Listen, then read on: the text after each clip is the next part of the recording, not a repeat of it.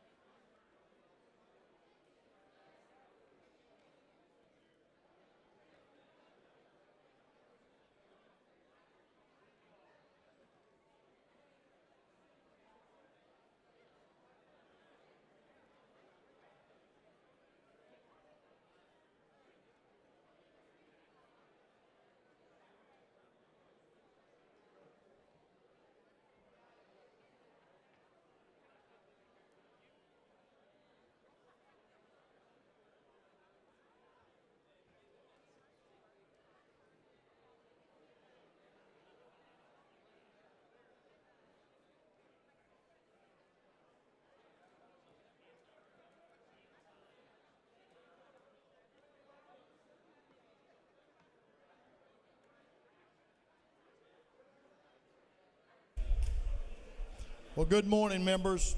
If you all come to your seats, we're going to have the morning roll call. All members come to your seats. We're going to have the morning roll call.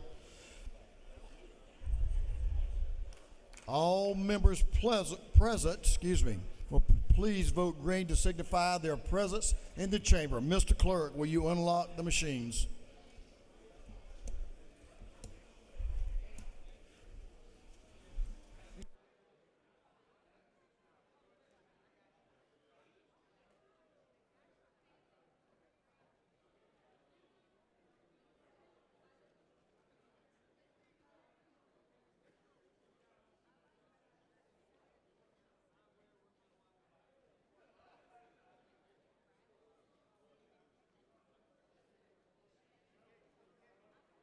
All members voted.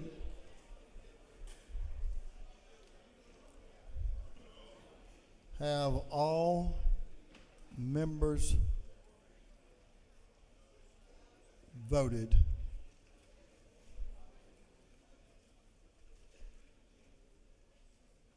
If so, Mr. Clerk, will you lock the machines?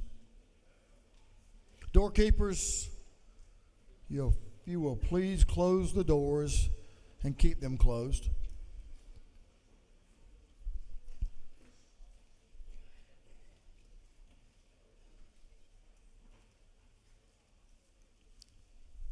Well, good morning. As is our custom, we will begin our day with scripture reading and prayer by our chaplain, after which we will pledge allegiance to the flag of our country. Today, it's a special day. And we'll begin it with a special chaplain this morning that will be introduced by the gentleman from the 73rd House District, Representative Josh Bonner. Representative Bonner.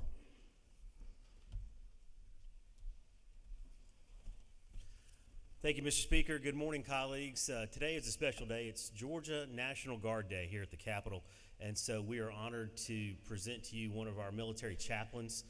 The Chaplain Corps is vital to our military. They provide religious and spiritual support to our soldiers. They advise our commanders, counsel our soldiers, and provide religious services. The Chaplain Corps is kind of near and dear to my heart, not only having chaplains in my units over the years, but also given the fact that my oldest son, Bo, is currently in training to become an Army chaplain. So it's a great day and an honor to introduce to you Chaplain Major Paul McCabe. Was born in Fulton County, grew up in Smyrna, and graduated from Campbell High School. He began his military career in the Navy, serving on the USS Forstall in the Persian Gulf. Chaplain McCabe went on to attend Georgia State University, earning his Bachelor of Science degree in Criminal Justice and later went on to work for the Fulton County Police until May of 2004. He was ordained into the priesthood in the Episcopal Church in 2004 and currently serves as the rector of the Episcopal Church of the Annunciation in Marietta.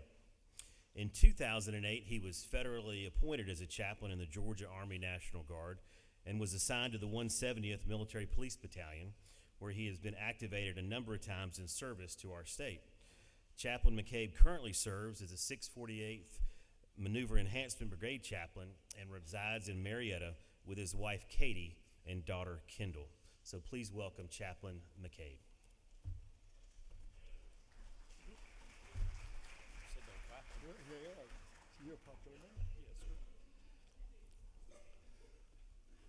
Good morning, everyone, and what an incredible and awesome privilege it is to be in front of every one of you on this morning and offer some words of encouragement and prayer. But as any good chaplain will do, I have to do a shout out very quickly to my Georgia Army National Guard and Georgia Air Guard members who are here today to celebrate the work that we do. So I want to share my role is not only providing religious services, but also to boost morale. I love this morning, I was told that I had 5 minutes to share my message with you, like they had to worry about a chaplain speaking more than 5 minutes.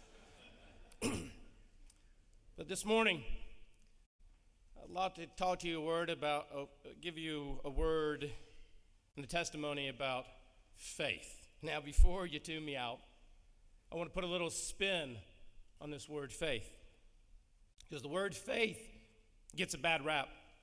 It's often automatically assumed that it has to do with religion, but it's not just about religion. So I looked up the word faith on the internet, because that's what you do these days. And the first thing to appear was from the Oxford Dictionary was faith. Complete trust or confidence in someone or something. Now think about that for just a moment. As you're assembled in this chamber under the dome, doing what you believe you are called to do, or at least feel inspired to do, you all have something to do with faith. Complete trust or confidence in something. I often hear from individuals that they say that they could not do my job, and I could say this easily for each and every one of you here: I could not do your job. You not only have to drive in Metro Atlantic traffic to get here, but you also have to deal with the nasty comments on both sides of the aisle, and to boot, from people you represent. Who signs up for that, by the way? And if you hear my knees knocking right now and that noise, that's okay. Anytime you get in front of people, it's a little nervous-wracking, but I'm sharing God's word. And I would venture to guess, like me, you have long days also, but you get it done. That, my brothers and sisters, is faith. A complete trust and confidence in something. And that is the great people of this state. The people of this great state of Georgia are putting confidence in each and every one of you to do the work you have been elected and called to do. And it may seem like it's a lot on one's plate, but it's something to reflect on this morning. Everyone in this chamber has a different background. No one is the same. And that's what makes it extremely fascinating that each and every one of you are called to this chamber to do the work of this great state, regardless of your differences. Now, I'll draw from a source that has the other definition of faith. It comes from Scripture, Hebrews 11:1. We are reminded faith is the assurance of things hoped for and the conviction of things not seen. There are days that may be harder than others. Not only do you have to balance your personal and family lives, but your public servant lives. This is important work happening under the Capitol Dome and in this chamber that each and every one of you are doing here, and you have to know that it matters. Even when you can't see how it does or disagree how this work makes a difference, and even when you do have differences on how it does, you all have one thing in common: hope. Hope that you can make a difference. Never lose that hope or determination to serve all the people of this great state who have also put their faith and trust in you to do so. Faith is a powerful force, however you look at it. Now, if you will, with me, standing as you are able, praying in your own words in faith, let us pray. O God, the fountain of wisdom, whose will is good and gracious, whose law is truth, we beseech you so to guide and bless this House of Representatives in this great state of Georgia assembled here today. Give them the strength and wisdom to do the work they have been called to do, to never lose faith or hope. To the glory of your name and the welfare of this people through your holy and life-giving name, our Creator, Redeemer, and Sustainer, we pray. And the Lord bless you and keep you. The Lord make his face to shine upon you and be gracious to you. The Lord lift up his countenance upon you and give you peace. Thanks be to God, and amen. If you will, pledge of the allegiance. I pledge allegiance to the flag of the United States of America and to the republic for which it stands, one nation, under God, indivisible, with liberty and justice for all. Perfect. Oh, that was spot on. Major McCabe, thank you for being with us. Don't leave yet. I want to thank you for your service to your congregation, but also what you and your colleagues do as chaplains is so meaningful to our servicemen and women in our Georgia National Guard. I know the members appreciate it, and I guarantee the members of this house appreciate it. Doorkeepers, you may unlock the doors. Members, you may join Major McCabe in the South Ante room and thank him for his service, not only today, but to the Guard, and have a photo with him if you so choose. Thank you.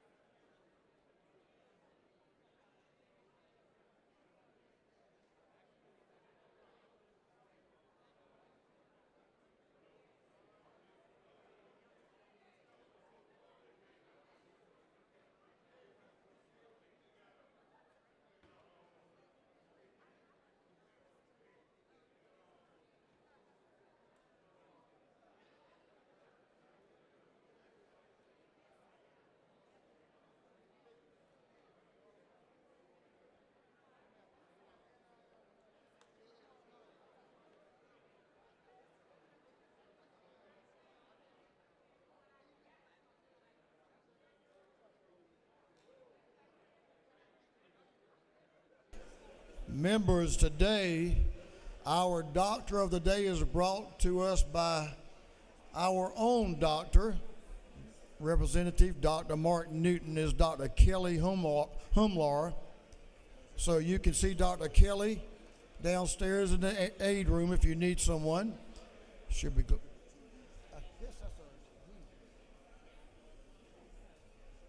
Dr. Kelly will be glad to assist you in any way. Thanks for being here and thanks for serving us. Chairman Hilton, you're recognized, the chair of the Committee on Information and Audits. Chairman Hilton. Thank you, Mr. Speaker. Your Committee on Information and Audits has read the journal of the previous legislative day and found it to be correct. And Mr. Speaker, if I may, I want to thank the chairman of State Properties for turning on the air conditioning in the building today. That was very nice of him. I'm sure the folks in the gallery appreciate it. Thank you, Chairman Green. He's always spot on, no doubt about that. Chairman Hilton, the chair of the Committee on Information and Audits, reports that the journal of the previous legislative day has been read and found to be correct. Is there any objection to dispense with the reading of the journal? Chair hears none, and the reading of the journal is dispensed with. Is there any objection to the confirmation of the journal? Hearing none, the journal is confirmed. Mr. Clerk, will you read the resolution establishing the order of business for the day? Representative Administration of the 104th moves following be established as the order of business in the first part of the period. Unanimous consents. Introduction of bills and resolutions. First reading and reference of House bills and resolutions. Second reading of bills and resolutions. Reports of standing committees. Morning orders.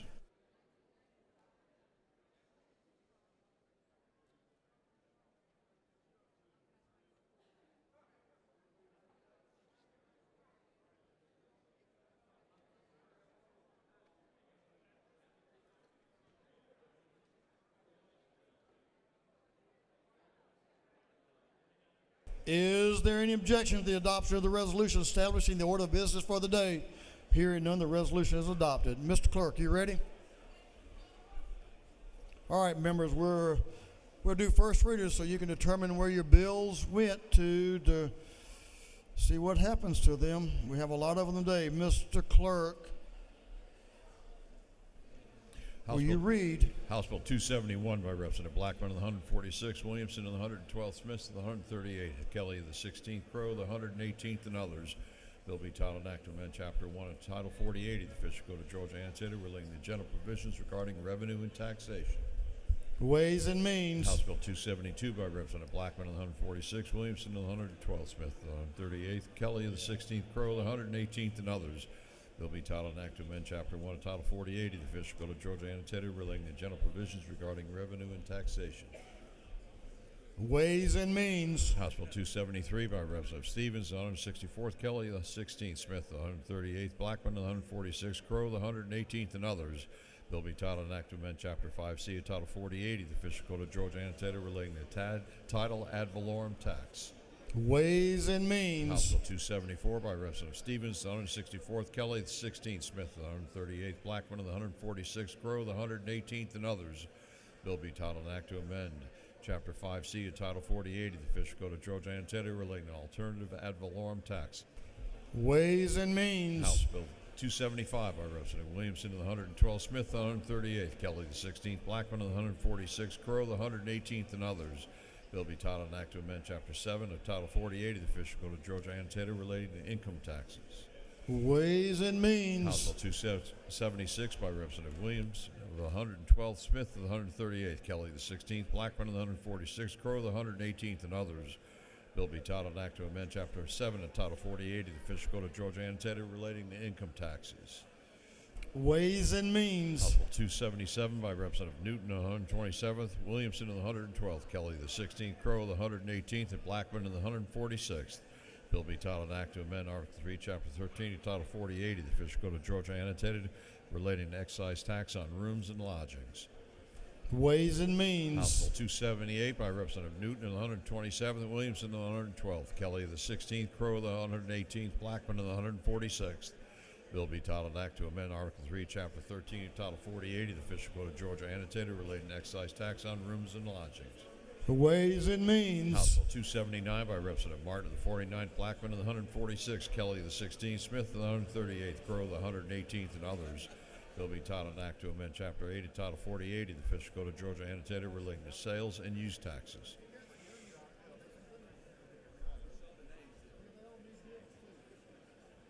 Ways and Means. House Bill 280 by Representative Martin of the 49th, Blackman of the 146th, Smith of the 138th, Kelly of the 16th, Crow of the 118th, and others. Bill be titled an act to amend Chapter 8 of Title 48 of the Official Code of Georgia annotated relating to sales and use taxes. Ways and Means. House Bill 281 by Representative Smith of the 138th, Williamson of the 112th, Blackman of the 146th, Kelly the 16th, Crow of the 118th. Bill be titled an act to amend Chapter 5 of Title 48 of the Official Code of Georgia annotated relating to ad valorem taxation of property. Ways and Means. House Bill 282 by Representative Smith of the 138th, Williamson of the 112th, Blackman of the 146th, Kelly the 16th, Crow of the 118th. Bill be titled an act to amend Chapter 5 of Title 48 of the Official Code of Georgia annotated relating to ad valorem taxation of property.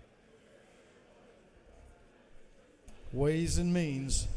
House Bill 283 by Representative Neal of the 79th, Hitchens of the 161st, Lumsden of the 12th, and Holcomb of the 101st. Bill be titled an act to amend Code Section 40:13 2.1 of the Official Code of Georgia annotated relating to signature on citations required. Motor Vehicles. House Bill 284 by Representative Schofield of the 63rd, Hughley of the 141st, Parker of the 107th, Davis of the 87th, Scott of the 76th, and others. Bill be titled an act to amend Title 39 of the Official Code of Georgia annotated relating to minors. Appropriations. House Bill 285 by Representative Buckner of the 137th. Bill be titled an act to amend Code Section 35.3.34 of the Official Code of Georgia annotated relating to disclosure and dissemination of criminal records. Judiciary Non-Civil. House Bill 286 by Representative Neal of the 79th, Powell of the 33rd, Carpenter of the 4th, Stevens of the 164th, Gamble of the 15th, and others. Bill be titled an act to amend Chapter 10 of Title 10 of the Official Code of Georgia annotated relating to Seed Capital Fund. Higher Education. House Bill 287 by Representative Rhodes of the 124th, Corbett of the 174th, LaHood of the 175th, McDonald of the 3rd of the 26th, and Cannon of the 172nd. Bill be titled an act to amend Code Section 12.2.2 of the Official Code of Georgia annotated relating to the Environmental Protection Division. Game, Fish, and Parks. House Bill 288 by Representative Gaines of the 120th, Reeves of the 99th, Crow of the 118th, Lumsden of the 12th, Clifton of the 131st, and others. Bill be titled an act to amend Article 2, Chapter 6 of Title 5, Chapter 4 of Title 9, Article 1 of Chapter 18 of Title 15, and Chapter 16 of Title 17 of the Official Code of Georgia annotated relating to appellate practice. Public Safety and Homeland Security. House Bill 289 by Representative Gull of the 19th, Abstration of the 104th, Williamson of the 112th, Jones of the 25th, Holcomb of the 101st, and others. Bill be titled an act to amend Article 2, Chapter 6 of Title 15 and Article 1 of Chapter 17 of Title 45 of the Official Code of Georgia annotated relating to clerks of superior courts. Judiciary. House Bill 290 by Representative Carson of the 46th, Blackman of the 146th, Kelly the 16th, Wilkerson of the 38th, Williamson of the 112th. Bill be titled an act to amend Chapter 1 of Title 48 of the Official Code of Georgia annotated relating to general provisions of revenue and taxation.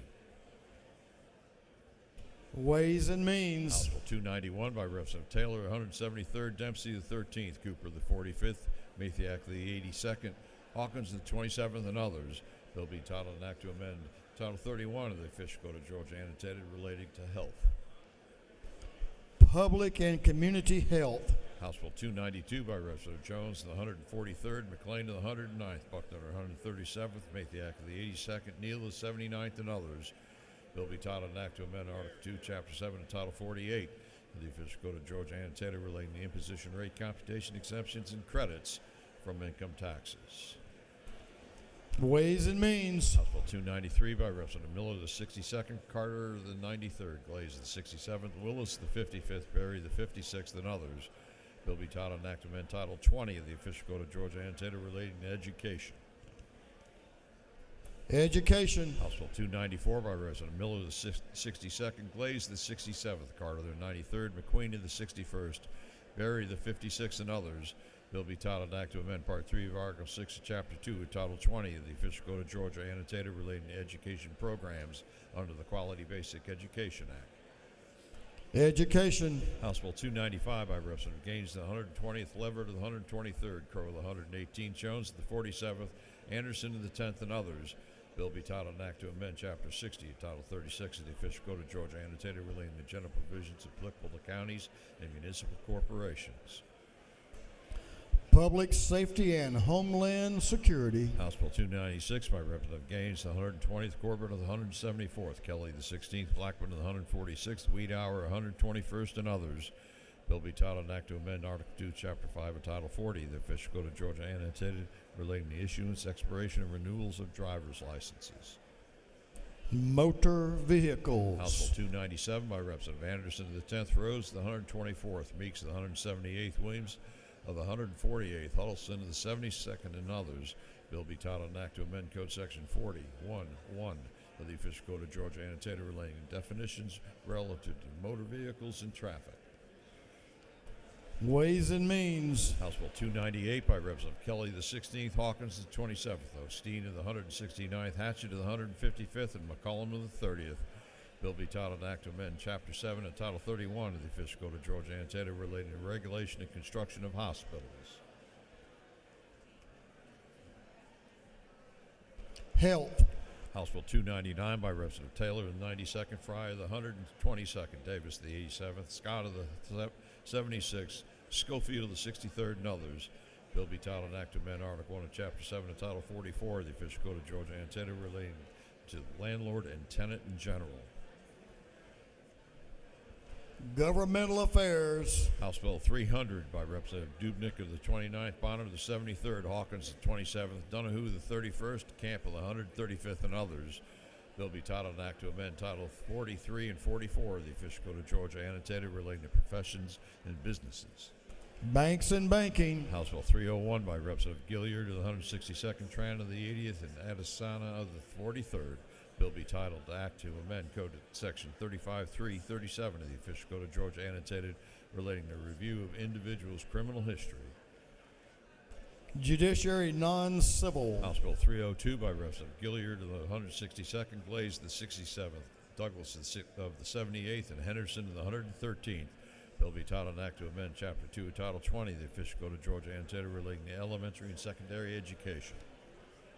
Education. House Bill 303 by Representative Gilliard of the 162nd, Mitchell the 88th, Lupton of the 83rd, and Jackson the 68th. Bill be titled an act to amend Chapter 3 of Title 50 of the Official Code of Georgia, annotated relating state flag and other seals. State Properties. House Bill 304 by Representative Yurt of the 152nd, Gullett of the 19th, Gunther of the 8th, Kelly the 16th, Reeves of the 99th, and others. Bill be titled an act to amend Chapter 32, Title 36 of the Official Code of Georgia, annotated relating to municipal courts. Judiciary. House Bill 305 by Representative Lallier of the 59th, Prince of the 132nd, Neal of the 79th, Westbrook of the 163rd, and Gullett of the 19th. Bill be titled an act to amend Article 2, Chapter 5 of Title 44 of the Official Code of Georgia, annotated relating to conveyances. Governmental Affairs. House Resolution 174 by Representative Dubnik of the 29th, Jones of the 47th, Irwin of the 32nd, Wade of the 9th, Corbett of the 174th. Resolution proposing an amendment to the Constitution so to provide for the appointment of the state school superintendent. Education. House Resolution 189 by Representative Bell of the 75th, Lallier the 59th, Willis the 55th, Bennett the 94th, Cooper the 45th. A resolution honoring the life of Dr. Roy Charles Bell and dedicating a bridge in his memory. Transportation. That completes first readers.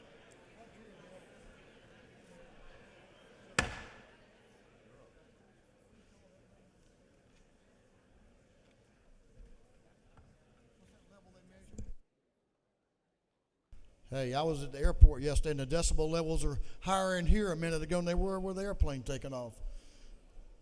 So we have some more important business we need to tend to this morning. So members, if you'll use that lower octave of your voice, please. That would be helpful. Second reading of the bills and resolutions. The clerk will read. House Bill 226 by Representative Mathis of the 133rd, a bill to amend an act to provide a new charter for the city of Cochrane.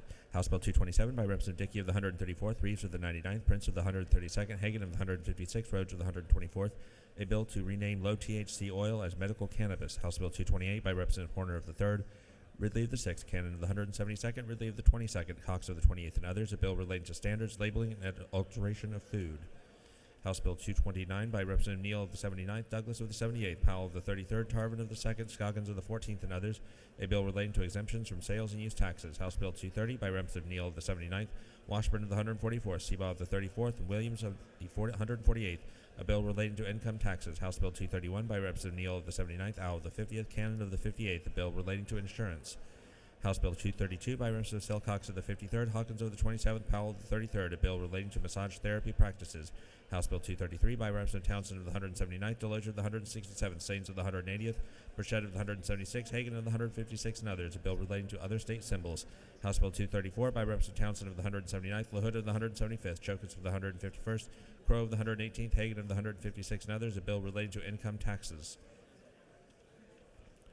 House Bill 235 by Representative Townsend of the 179th, Powell of the 33rd, Jones of the 25th, Newton of the 127th, Hefner of the 130th, and others, a bill relating to general provisions relative to education. House Bill 236 by Representative Scoggins of the 14th and Gamble of the 15th, a bill to abolish the office of elected county surveyor of Bartow County. House Bill 237 by Representative Carpenter of the 4th, Kelly of the 16th, Bell of the 75th, Smith of the 18th, Fry of the 122nd, a bill relating to evidence and its limits. House Bill 238 by Representative Lumsden of the 12th, Crow of the 118th, Hitchens of the 161st, Gunter of the 8th, McDonald of the 26th, a bill relating to employment and training of police officers. House Bill 239 by Representative Corbett of the 174th, Seabaugh of the 34th, Crow of the 118th, Huddleston of the 72nd, McDonald of the 26th, a bill relating to motor vehicles and traffic. House Bill 240 by Representative Williams of the 148th, Ridley of the 6th, Rhodes of the 124th, Douglas of the 78th, Hilton of the 48th, and others, a bill relating to Fair Business Practices Act and licensing of mortgage lenders and mortgage brokers. House Bill 241 by Representative Rhodes of the 124th, Williams of the 148th, Douglas of the 78th, Chastain of the 7th, Barrett of the 24th, and others, a bill relating to general provisions regarding contracts. House Bill 242 by Representative Silcox of the 53rd, Smith of the 18th, Reeves of the 99th, Campbell of the 171st, and Panich of the 51st, a bill relating to disorderly or disruptive conduct at any funeral or memorial service. House Bill 243 by Representative Mitchell of the 88th, Oliver of the 84th, Moore of the 91st, Kendrick of the 95th, and Holcomb of the 101st, and others, a bill relating to Stone Mountain Memorial Association. House Bill 244 by Representative Cannon of the 172nd, Yerta of the 152nd, Green of the 154th, Jackson of the 128th, Hagan of the 156th, a bill relating to audit financial affairs and transactions, contents, copy to state auditor, and public inspection. House Bill 245 by Representative Olalier of the 59th, Smith of the 18th, Glaze of the 67th, Howard of the 129th, Green of the 154th, and others, a bill relating to Quality Basic Education Act. House Bill 246 by Representative Gaines of the 120th, Crow of the 118th, Green of the 154th, Irwin of the 32nd, Mathis of the 133rd, and others, a bill relating to qualification requirements for sheriff and exemptions and employment and training of peace officers. House Bill 247 by Representative Powell of the 33rd, Crow of the 118th, Jasper of the 11th, Ridley of the 6th, Corbett of the 174th, and others, a bill relating to restoration of licenses to persons completing defensive driving courses or alcohol and drug program. House Bill 248 by Representative Jasper of the 11th, Kelly of the 16th, Powell of the 33rd, Williams of the 148th, Camp of the 135th, a bill relating to income taxes. House Bill 249 by Representative Dickey of the 134th, Anderson of the 10th, Huddleston of the 72nd, Drenner of the 85th, Campbell of the 171st, a bill relating to generation and distribution of electricity. House Bill 250 by Representative Taylor of the 173rd, Chokus of the 151st, Jones of the 25th, Williams of the 148th, Martin of the 49th, a bill relating to insurance and labor and industrial relations. House Bill 251 by Representative McDonald of the 26th, Hatchett of the 155th, Powell of the 33rd, Chokus of the 151st, Gunter of the 8th, and others, a bill relating to nurses. House Bill 252 by Representative Smith of the 70th, Bonner of the 73rd, a bill to provide a homestead exemption for the city of Newnan ad valorem taxes. House Bill 253 by Representative Clark of the 100th, Gaines of the 120th, Jones of the 25th, Evans of the 57th, Kelly of the 16th, and others, a bill relating to the juvenile code and general provisions relative to child custody proceedings. House Bill 254 by Representative Buckner of the 137th, Green of the 154th, Hagan of the 156th, Camp of the 135th, Dempsey of the 13th, a bill relating to state flag, seal, and other symbols. House Bill 255 by Representative McLean of the 109th, Prince of the 132nd, Alexander of the 66th, Taylor of the 92nd, and Jackson of the 128th, bill relating to special license plates promoting certain worthy agencies, funds, nonprofit corporations. House Bill 256 by Representative Wiedauer of the 121st, Gullett of the 19th, Estration of the 104th, Clifton of the 131st, Hatch of the 155th, and others, bill relating to programs of protection for children. House Bill 257 by Representative Williamson of the 112th, Blackman of the 146th, Kelly of the 16th, Prince of the 132nd, Hilton of the 48, and others, a bill relating to registration and licensing of fleet vehicles. House Bill 258 by Representative Buckner of the 137th, Holcomb of the 101st, Hughley of the 141st, Mitchell of the 88th, Bennett of the 94th, and others, a bill relating to public assistance. House Bill 259 by Representative Sharper of the 177th, Powell of the 33rd, Lemson of the 12th, Mitchell of the 88th, Stinson of the 150th, and others, a bill relating to general provisions. House Bill 260 by Representative Reeves of the 99th, Blackman of the 146th, Camp of the 135th, John Tucci of the 105th, Silcox of the 53rd, and others, a bill relating to property tax exemptions. House Bill 261 by Representative Fry of the 122nd, Campbell of the 35th, Draper of the 90th, Sanchez of the 42nd, Ramon of the 97th, and others, a bill relating to registration and licensing of motor vehicles. House Bill 262 by Representative Osteen of the 169th, Burchett of the 176th, Campbell of the 171st, Corbett of the 174th, LaHood of the 175th, a bill relating to the Department of Community Health. House Bill 263 by Representative Bennett of the 94th, Buckner of the 137th, McQueen of the 61st, Hughley of the 141st, Cannon of the 58th, and others, a bill relating to medical assistance. House Bill 264 by Representative Ridley of the 22nd, Ridley of the 6th, Horner of the 3rd, Powell of the 33rd, Tarvin of the 2nd, and others, a bill relating to income taxes. House Bill 265 by Representative Saines of the 180th, Cooper of the 45th, Stevens of the 164th, and Townsend of the 179th, a bill to amend the Georgia Hemp Farming Act. House Bill 266 by Representative Saines of the 180th, Bonner of the 73rd, Clark of the 100th, Gaines of the 120th, Petrie of the 166th, a bill relating to the imposition rate computation, exemptions and credits for state income tax. House Bill 267 by Representative Bonner of the 73rd, Jones of the 47th, Wade of the 9th, Earhart of the 36th, Don Tucci of the 105th, and others, a bill to amend various titles of the official code of Georgia. House Bill 2868 by Representative Persinger of the 119th, Astration of the 104th, Gaines of the 120th, Burns of the 159th, Irwin of the 32nd, and others, a bill relating to elementary and secondary education. House Bill 269 by Representative Townsend of the 179th, Mathiak of the 82nd, Stevens of the 164th, Yerta of the 152nd, Cameron of the 1st, and others, a bill relating to early care and learning. House Bill 270 by Representative Reeves of the 99th, Leverett of the 123rd, Camp of the 131st, Silcox of the 53rd, Jenkins of the 136th, and others, a bill relating to continuances. House Resolution 145 by Representative Irwin of the 32nd, Dubnik of the 29th, Chokers of the 151st, Wade of the 9th, Barton of the 5th, and others, a resolution urging the Department of Education and the Department of Public Health to collaborate and prioritize the expansion of vision and hearing screening at various grade levels. Through second readers.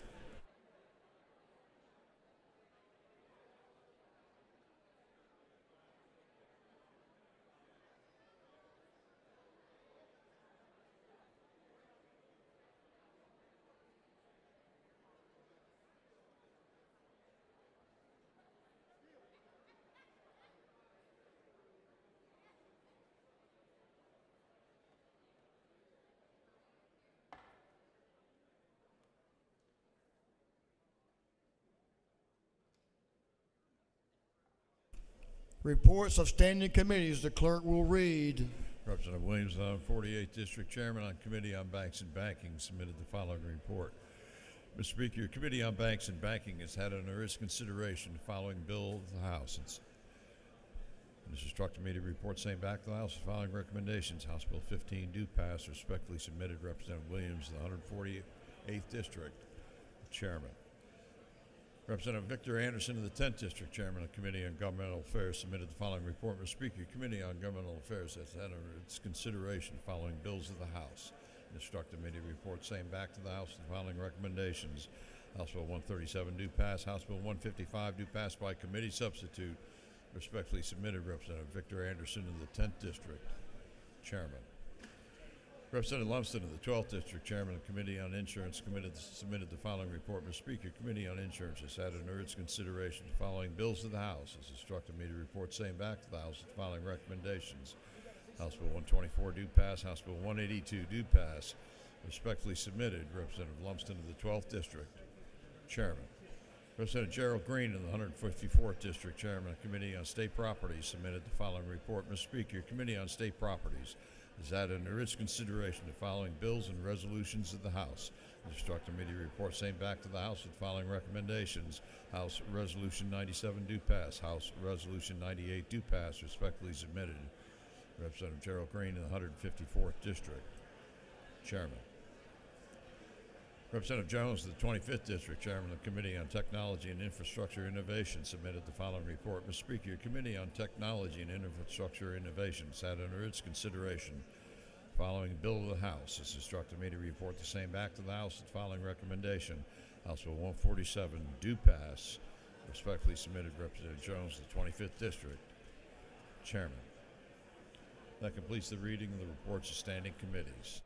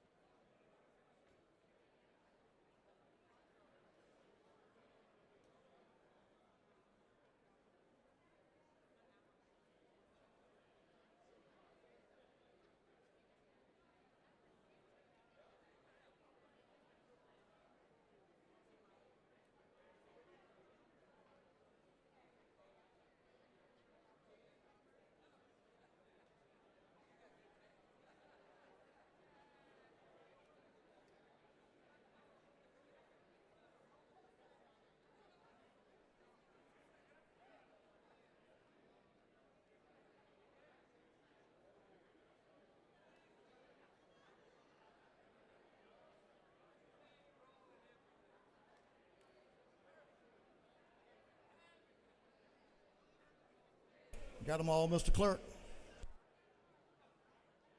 Okay, members, we're moving on to morning orders. Morning orders, so if all members will please take their seats. Madam Pro Tem. Members, we have a whole slew of morning orders, so we need to get started here. We have a lot of friends in the gallery. We're here today to hear some important morning orders.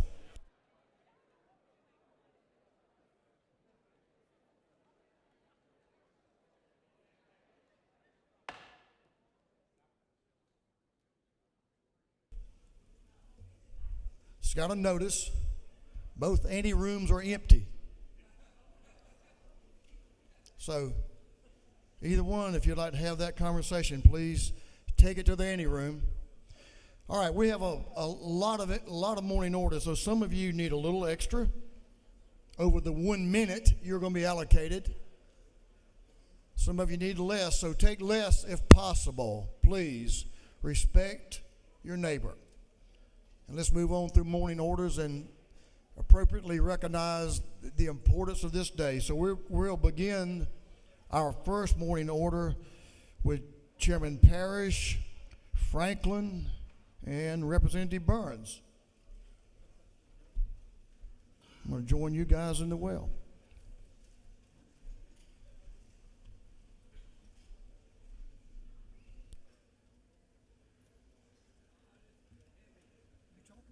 Yes, sir. You want it?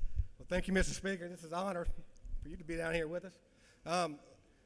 We just want to recognize a group from Bullitt County, one of the best counties in Georgia, I have to say.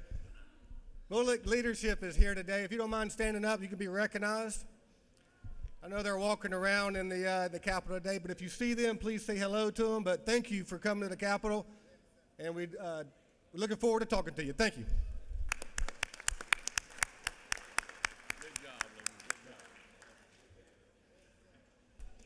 Chair recognizes Representative Carter and others for a morning order.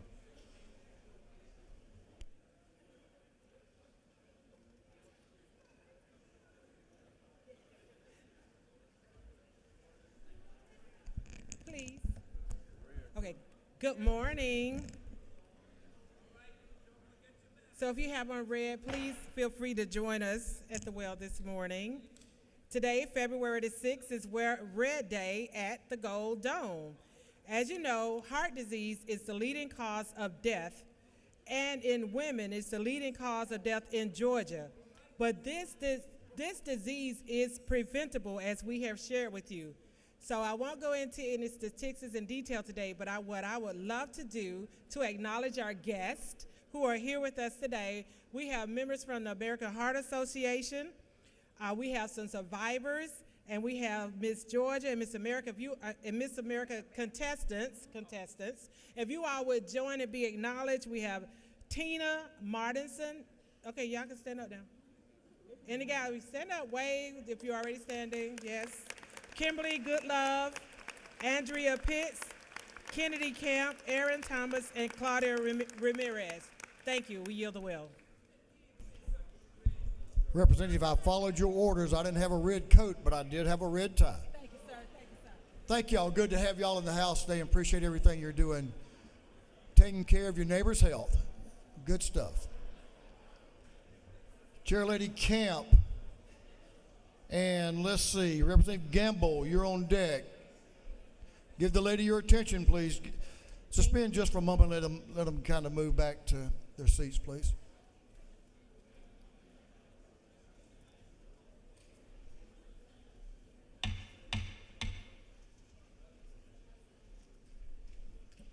Chair Lady Camp, you're recognized. Thank you, Mr. Speaker. I'm here to welcome Cross Point Christian Academy. Are you up in the gallery? Yay! Raise your hands. They are from Pike County, Georgia. They are here today. This is part of their civics and governmental program at their school. They come every single year, and I hope our group will welcome them. Thank you so much.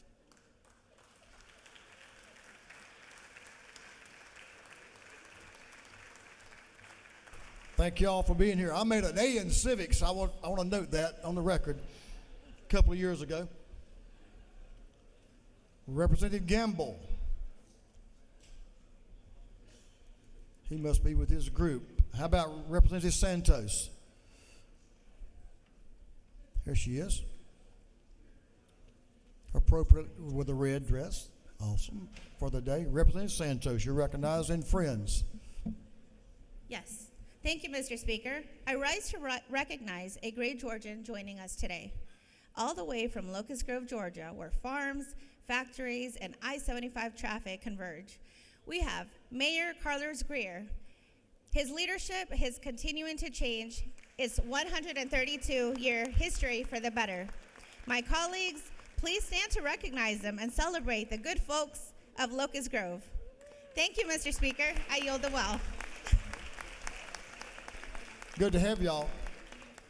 Locust Grove, don't you have a racetrack down there?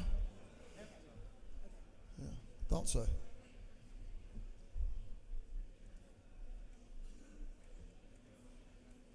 Representative Crawford. Representative Maury Crawford, are you here?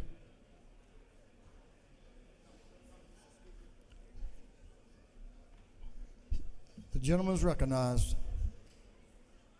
Thank you, Mr. Speaker. This morning, I would like to recognize a very important and special group joining us, the YMCAs of Georgia. I want to thank you all for the work that you do. You address a lot of social inequities to include advancing youth development programs and building, in essence, stronger communities. So thank you for your work. I want to show you something really cool. I have my YMCA card from 1993. So I've been a member since 1993. I want to recognize all of the YMCA branches throughout the state. And we have some visiting as far as South Africa and the Philippines. So with the YMCA people here today will stand to be recognized. Welcome to the Capitol. Awesome. Welcome to the People's House. Thank you, Mr. Speaker. How long have you been a member of YMCA? Since 1993. Wow, you don't look old enough. You must have been a child there. Oh, goodness. Thank you, Mr. Speaker. With that, I yield the well. Mayor, how long have you been a member of YMCA? Oh, I won't. Y'all didn't hear that. You don't need to hear that. Representative Park Cannon is recognized for morning order. She has her red appropriately on today, too. Thank you for doing that. Thank you, Mr. Speaker. Today, I'm here to recognize the surviving spouse of an incredible advocate around HIV testing, treatment, and prevention. That is Gregory Nevins and his wife, his mother, who are standing in the gallery. And his husband, Cornelius Baker, served under multiple presidents as a special advisor on the issues of HIV. He actually was able to have his funeral service in the Washington National Cathedral. If you've ever been there, if you've ever seen, it is a very high honor, to which the President Biden and his wife personally sent a letter and their condolences, and we just want to honor this great Georgian who passed on November 8th. I thank you for being here and look forward to presenting this resolution to you. Thank you, Mr. Speaker.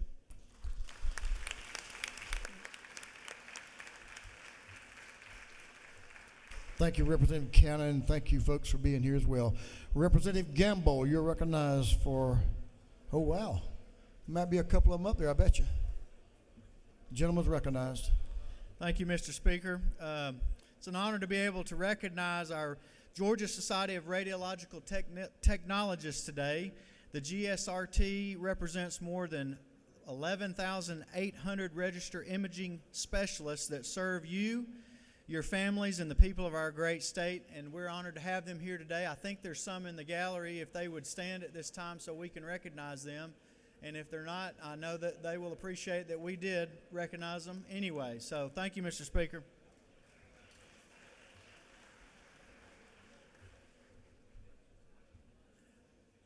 Thank you, sir. Thank you. Whip Park. Representative Park, the whip of the minority party, is recognized for a morning order. The gentleman is recognized. Thank you, Mr. Speaker. Good morning, y'all. It is my great honor to recognize a truly remarkable young Georgian, Suresh Sabash, a ninth grader at the Gwinnett School of Mathematics, Science, and Technology, who is named the winner of the 2024 3M Young Scientist Challenge. This prestigious competition is one of the nation's premier platforms for celebrating ingenuity and scientific achievement. Suresh's innovative project, Pesticant, is a handheld device that detects pesticide residues on produce. Suresh demonstrated not only a mastery of STEM principles, but passion, creativity, and an ability to inspire others. So today we celebrate not just Suresh's individual accomplishment, but the future he represents, one filled with young minds ready to tackle the world's challenges. Please join me in congratulating Suresh Sabash on this outstanding achievement and wishing him continued success. Thank you, Mr. Speaker. I yield the way. Thank you, gentlemen. Surette, thank you. You're just getting started. Keep up the good work. We're looking forward to everything you're going to do for mankind. So thank you for that. And it's a pleasure to have you in the People's House today. Thank you for being here. Representative Lanoy and the Clayton delegation. Representative Lanoy and the Clayton delegation will be recognized for a morning order.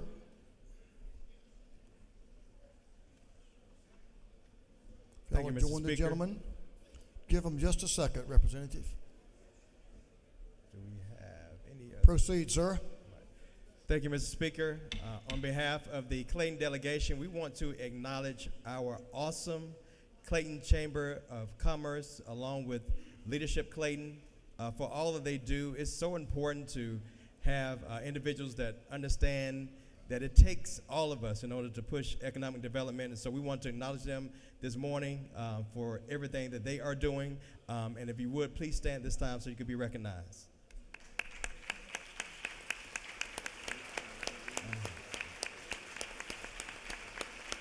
We have one of our commissioners, and I think also if our chairwoman is up there as well, she may have moved to the Senate. But thank you, Mr. Speaker.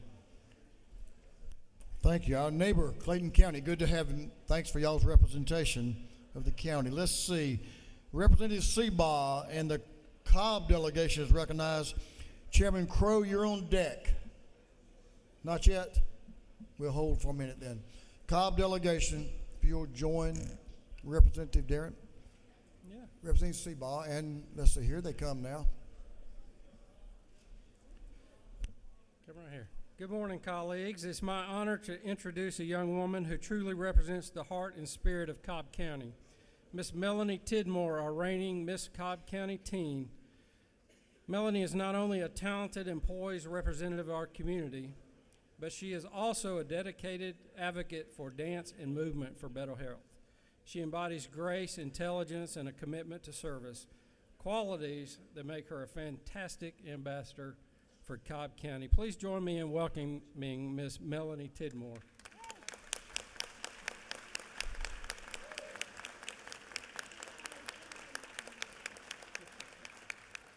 Melanie, thank you for being here, and thank you for what your passion is in helping folks too. We want to help you support mental health, so we love to work with you. Thanks for being here. Chairman LaHood, and the Lowndes County delegation. Lowndes County delegation, Chairman LaHood, there's Representative Sharper, Representative Corbett. Thank you, Mr. And Speaker. Whip Burchett. Come on down, Burchett. You've got some of that Lowndes County good folks. Go ahead, the gentleman proceed. Thank you, Mr. Speaker. We're here to recognize the Leadership Lowndes class of 2025 with us this morning. They've come up a long way from Lowndes County. We enjoyed a great bird supper last night that was well attended. Thank you all who came. And these are a group of dynamic professionals who've come up to be a part of the legislative process today. So we've got a resolution to present to you a little later, and we want to thank you for being here. So if you would, just wave to us. And members, if you would help us give them a round of applause.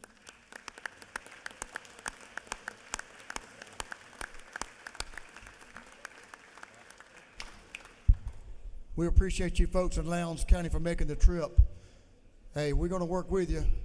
We're going to help with that devastation y'all have down in South Georgia. So I know it's impacted Valdosta and Lowndes County. So we look forward to working with you and being there for you. Thank y'all for being here. Leader Hughley, are you?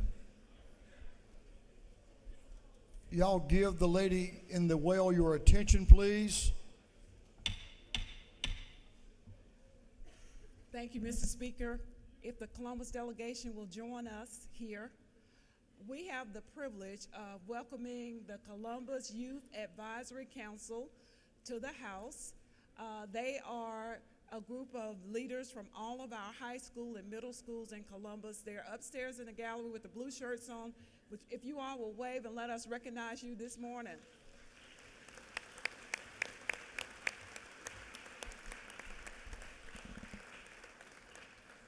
And Mr. Speaker, on a point of personal privilege, my niece Kayla is up there. And Kayla, wave at these people that's been buying these Girl Scout cookies from you. Thank you. We yield well. Madam Minority Leader, don't embarrass Kayla like that. Kayla, if you'll come down to my office, I'll buy a box too, get a couple of boxes. Thank y'all for Columbus and the delegation and for y'all making the effort to be here. Thanks. Chairman Werkheiser, are you on the floor? Oh, there you are. I couldn't see you right in front of me. Chairman Bill Werkheiser. Hey, thank you, Mr. Speaker. I don't think they could get in the crowded gallery, but we got some fine folks from Evans County, Tammy Hall, and others brought 16 of the brightest high school folks from Evans County. Appreciate y'all coming. Evans County, Claxton, Georgia. A lot of smart people and a lot of fruitcakes right there, Mr. Chairman. I mean the good kind of fruitcakes. A lot of fine people in Evans County and certainly neighbors of mine, and I appreciate them. Thank you, Mr. Chairman. Thank you all for being here. Okay, Chair Lynn Smith. There she is. Representative Lynn Smith is recognized for a morning order. Thank you, Mr. Speaker and members of the House. Today at 2 o'clock on the steps of the south end of the Capitol, we're going to have an announcement from Keep Georgia Beautiful and the Georgia Beverage Association on an innovative new campaign and grant for recycling what everybody has on their desk. Lady, will suspend just for a minute. Back up about 2 sentences and go again. I thought I'd get the whole time, but thank you, Mr. Speaker. You're good, but not quite that good.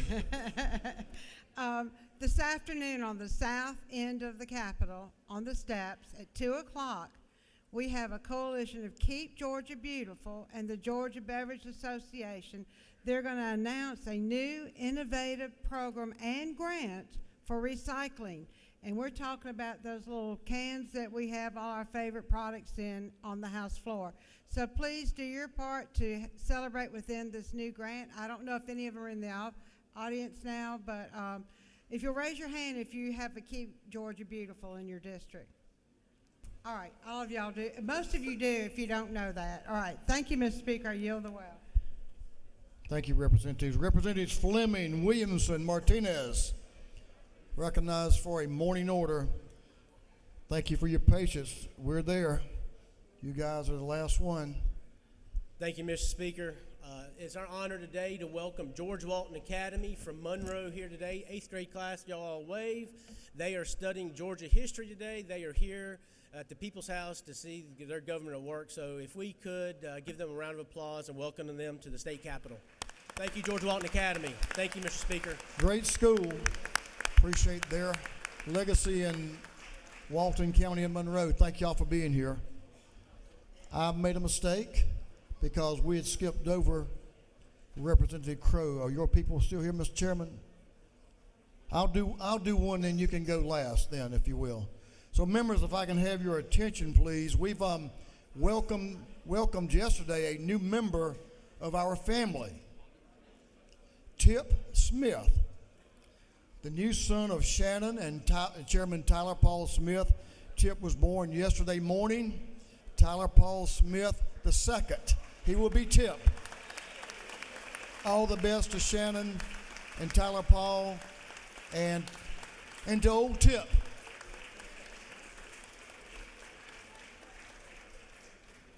Our best wishes and our prayers go out to that family. Wish them all the best. Representative Crow, you can hold on a minute. You good now? They're walking in. So why don't you come on up and we'll get started on your morning order. Monroe County Delegation. Monroe County Delegation. They'll join Representative Crow in the well. Monroe County. That's just down 75, is that right? Yes, sir. Yes, sir. Yes, sir. Gentleman's recognized. Thank you, Mr. Speaker. I appreciate your patience. Colleagues, it's my honor and our honor today to welcome the members of the Leadership Monroe class, members of the chamber, and some of our governmental leaders from Monroe County. They finally made it into the gallery up here on the right-hand side. If you would all join me and please welcome them to the People's House.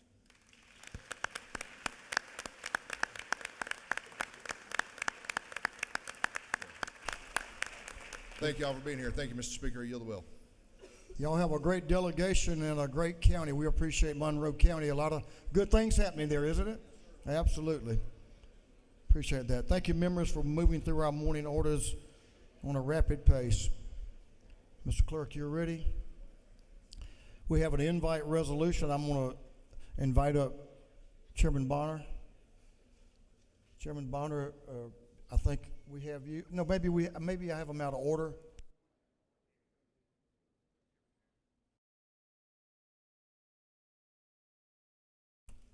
So we'll move on with our National Guard recognition, and I was a little bit out of order, and that's Representative David Clark. Representative Clark, if you'll join me, and we both have on our red ties for the day. Thank you for being here, and you have some guests. We're going to invite some very important people in our state to come up and join us as soon as we get settled. Members, if you'll give your attention to our guests who occupy and do some great things for Georgia and represent us not only in Georgia, around the country and around the world, and for a commitment to our state and freedom. So, Mr. Clerk, will you read a resolution? House Resolution 138 by Representative Bonner, the 73rd ballot of the 147th, Cannon the 172nd, Thomas the 21st, and Clark of the 100th. A resolution recognizing February 6, 2025 as National Guard Day at the state capitol and for other purposes. Representative Clark. Thank you, Mr. Speaker. Good morning, colleagues. It is my great honor to recognize and introduce Major General Richard Dwayne Wilson, the 44th Adjutant General of the Georgia National Guard. On this special occasion, it's National Guard Day at the Georgia Capitol. Today, we celebrate the dedication and sacrifice of the men and women of the Georgia National Guard, and there is no better leader to represent them than General Wilson. His distinguished military career began in 1987 as a combat engineer in the Army Reserve, and in 1993, he was commissioned as an aviation reserve officer, and since then he has commanded at every level, serving in both active duty and reserve components with excellence. His leadership has been instrumental in shaping the Georgia National Guard, and his extensive operational experience spans from Operation Desert Shield, Desert Storm, to Kosovo and Iraq. As a lifelong learner and accomplished leader, General Wilson holds multiple advanced degrees and has earned numerous prestigious military awards, including the Legion of Merit and the Bronze Star Medal. As a Master Army aviator, he exemplifies the highest standard of service and commitment. Beyond his military achievement, he is a devoted husband, father, and grandfather with a proud family legacy of service to our nation. On this National Guard Day, we honor all those who serve, and it is with deep respect and gratitude that I now invite Major General Wilson to say a few words. Thank you very much. Thank you.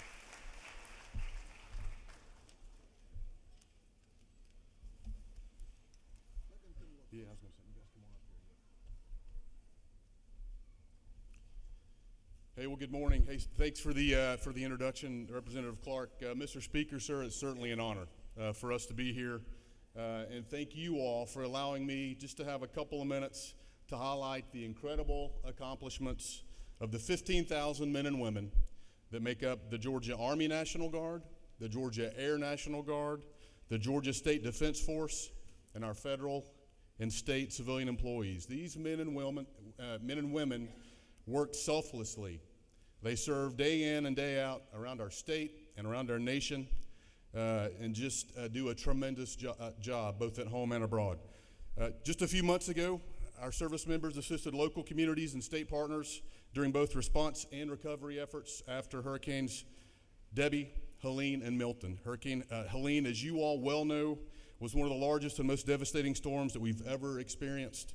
Almost 2,000 of your very own soldiers, airmen, and volunteers from the Georgia State Defense Force supported our citizens and local communities during the days and weeks that followed the aftermath of the storm. Additionally, your Georgia National Guard continues to be more globally engaged than ever before. Last year alone, we deployed over 2,300 soldiers and airmen across every geographic combatant command. Our service members continue to serve heroically in Europe, South America, the Pacific, Africa, the Middle East, and right here in the United States along our own southwest border. Some of them are here with us today. So I've got several folks here with me, behind me and to my right, but also in the balcony. I'm going to go ahead and ask them to stand, please. And then please join me in recognizing these brave men and women from both the Army and the Air Guard for their service and their sacrifice to our state and our nation.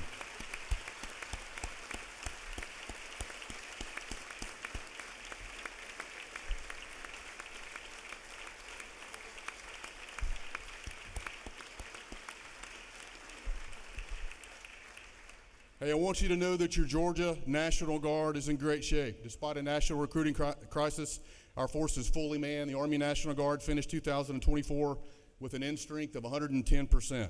Additionally, the Air National Guard is closing on 100% of their authorized strength while continuing to successfully transition both of the air wings to brand new missions.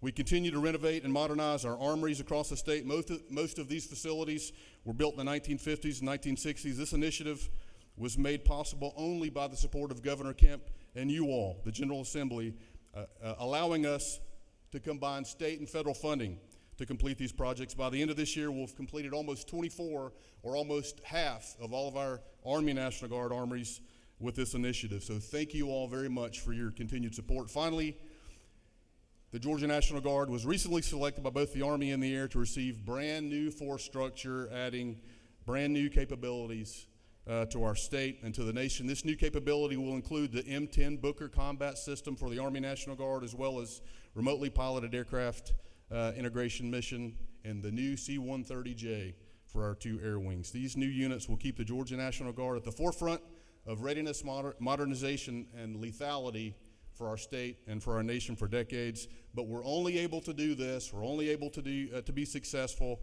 because of you all and because of your support. So thank you all for what you have done, for what you're continuing to do for our soldiers, airmen, families, the civilians that work with us, as well as all of the employers who provide career opportunities for our service members.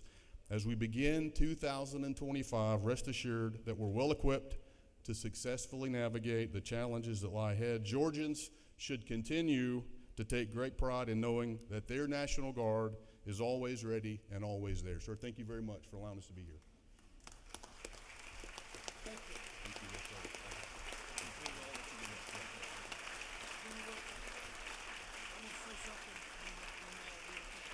Okay, yes, sir.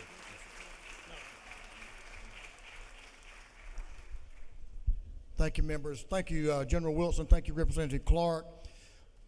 I had the great honor to visit our southwestern border with Governor Kemp and some members, Chairman Bonner, some members of the Senate. And I can tell you, they made me proud to see those young men and women who are there representing our state to make sure we're protected. An active, aggressive training program during times when you're just training, and certainly you're ready to go and ready to deploy. I want to say this. Many of our neighbors wear their work clothes all week and then put the uniform on the weekend to make sure they're ready when they're needed.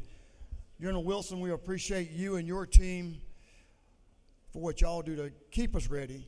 Thank you for that, and I know you'll always have the support of the Georgia House of Representatives in your mission to keep America strong. Thank you for being here with us today.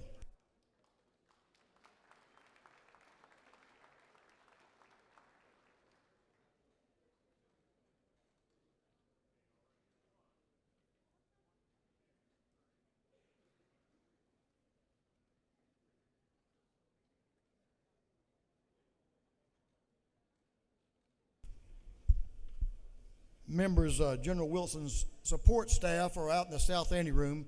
If you'd like to speak to them and have a photo, now would be the time. Well, maybe not quite yet. We have another important invite resolution we want to honor some folks with. Chairman Parrish, if you'll join me. Former Dean of this House, you kind of know your way around here, don't you? Representative Smyrie. Representative Smyrie, I told him we could just bring your portrait in here and you wouldn't have to travel all the way to Atlanta and we could stand it out front. I thought that would have been appropriate as well. We were glad to be a part of that day, honoring you and your portrait out front. Mr. Clerk, you ready? Would you read a invite resolution, please, sir? House Resolution 154 by Representative Parrish of the 158th, Burns of the 159th, Hughley of the 141st, Parker of the 107th, Jones of the 47th, and others, a resolution commending Morehouse School of Medicine upon its 50th anniversary.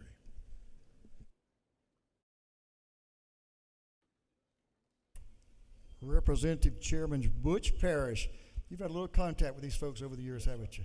You're doing a good job too, and so are they. Chairman Parrish. Thank you, Mr. Speaker. Folks, we're honored to have some special guests with us here today, and as we recognize Morehouse School of Medicine on their 50th anniversary, I'd like to introduce a few folks to you that are with us today who are special people associated with Morehouse. Just raise your hand when I call your name, if you will. Arthur Collins, he's chairman of the Morehouse School of Medicine and Board of Trustees. Susan Grant, vice chair of Morehouse School of Medicine Board of Trustees. Dr. Adrian Tyndall, dean of the Morehouse School of Medicine. And Kiana Murray is a fourth-year medical student and president of the Student Government Association. And there's one person who many of us know, and the speaker mentioned a few minutes ago, he really needs no introduction. He's been here so long, but former dean of this house, Calvin Smyrie, who's former member of the Morehouse School of Medicine Board of Trustees and a longtime supporter of that school.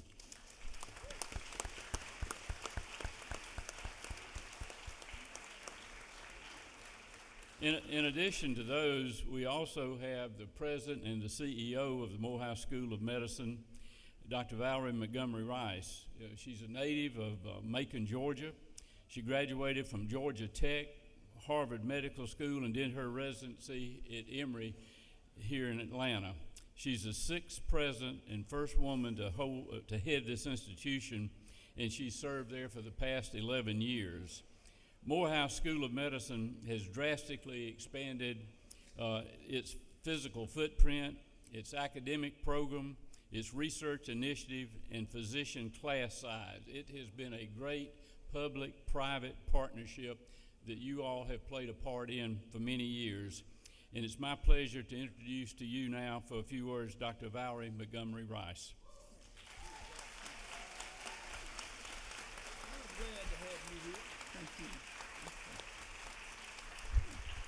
Good morning. Thank you, Chairman Parrish and Speaker Burns and the entire Georgia House of Representatives. On behalf of Morehouse School of Medicine students, faculty, staff, alumni, and Board of Trustees, it is an absolute honor for our institution to be here with you today. I know we have students, faculty, staff in the gallery, so would you please rise and be recognized?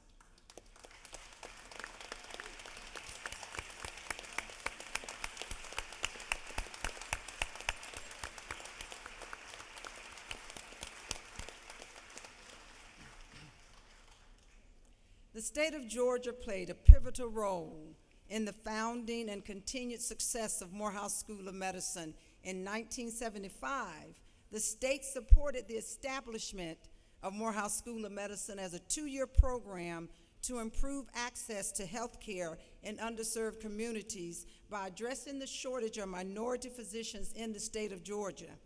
And in 1977, the members of this legislative body made a decision to invest $1 million in this 2-year medical education program that began in a trailer on the Morehouse College campus. A few years later, Morehouse School of Medicine was officially established as an independent 4-year medical school program. I am honored to come before you a half-century later to thank you for your financial commitment and to thank you for establishing one of the most successful public-private partnerships to address access to care for the state of Georgia. This body believed in Morehouse School of Medicine, a private school with a public mission, and I am proud to say we have provided you and the state of Georgia with an incredible return on your investment, graduating more than 3,200 healthcare professionals, including nearly 1,900 physicians, with greater than 60% of our MD graduates remaining in Georgia to practice in our great state.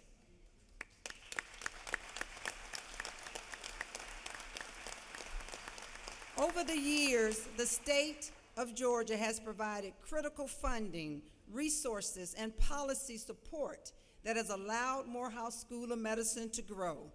Not only do we have a successful MD program, but with your support, we established one of the oldest Masters in Public Health programs that is celebrating its 30-year anniversary this year. A fully accredited PA program with greater than 80% of those graduates remaining in Georgia to practice, 14 other master's programs, MD, PhD programs, and PhD programs. As well, in partnership with Grady Hospital, the VA Hospital, Children's Hospital Atlanta, and many others, we have over 200 residents and fellows training in our GME program. Equally exciting, we have hired our founding dean for our nursing program, which will enroll students in our Doctorate of Nurse Midwifery in the fall of 2026, and our first students in the BSMS program in the fall of 2027.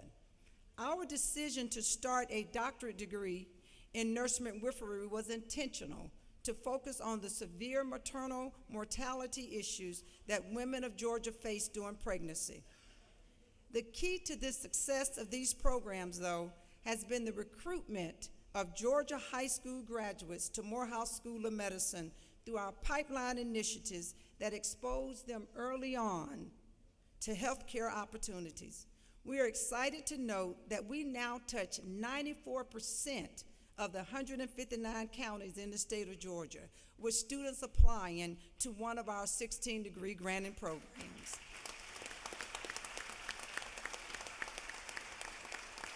Most importantly, though, we now have MSM, Morehouse School of Medicine alumni, practicing in 57 of the 159 counties in Georgia, and 89% of those counties are underserved.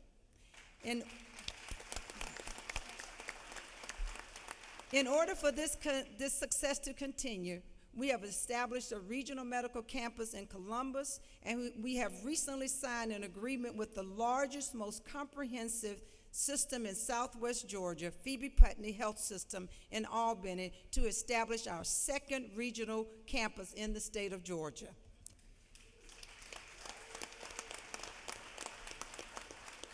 These partnerships ensure that Morehouse School of Medicine is not limiting its impact to the greater Atlanta area. We are recruiting, retaining, and developing healthcare professionals from the state's most challenging areas, our rural areas, our underserved counties, and providing them a pathway to return and practice in those communities. So as you can see, we've been a little bit busy over the past 5 decades, and I promise you that although we may be 50, we are just getting started. So thank you very much.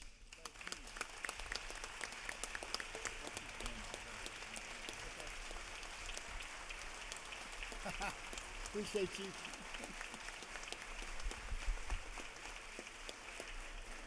Folks, I don't know of any leader in Georgia on the public side or the private side that's more passionate, impactful, gets the ROI done when it comes to our investment in the quality of health. Thank you, Mr. Chairman, for partnering with Morehouse and always being an ear that Dr. Rice can go to and make sure that we understand the needs that they have to be impactful for our people in our health care. You and your team do a marvelous job. We're glad to have all of the Morehouse family here with us today. Thank you for being here. Thank you for what you've done over the last 50 years, and we're looking forward to the next 50 years. So keep doing what you're doing. Thank you all for being here.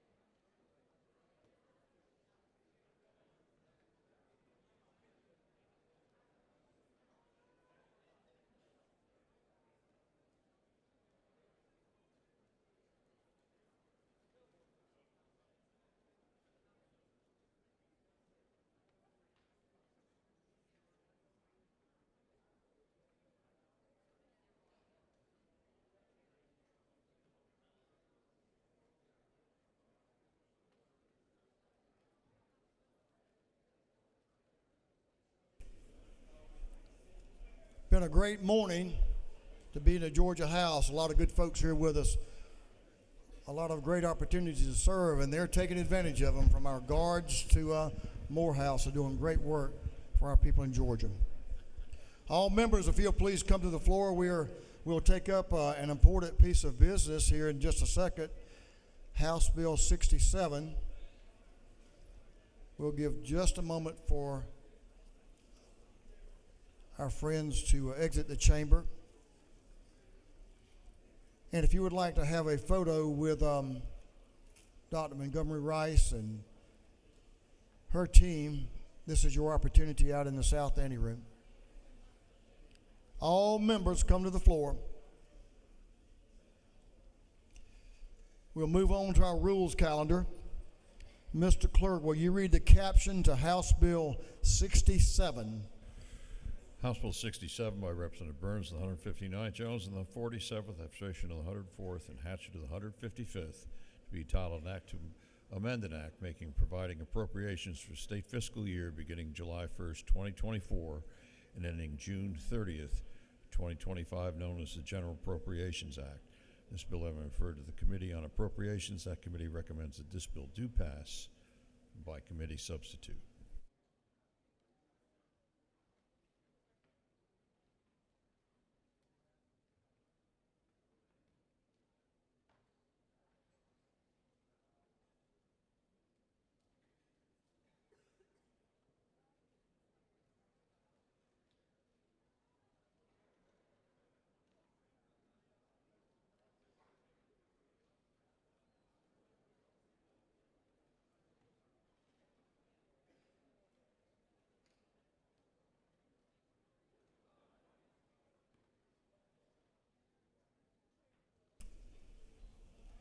We certainly have to keep our priorities in order. Thank you, Mr. Clerk. Ladies and gentlemen of the House, the chair resolves the House into a committee of the whole House for the purpose of considering House Bill 67, the Supplemental Appropriations Bill. The chair appoints the gentleman of the 104th, the Majority Leader of this House, Leader Illustration, as chairman to preside over the committee of the whole House. Mr. Majority Leader.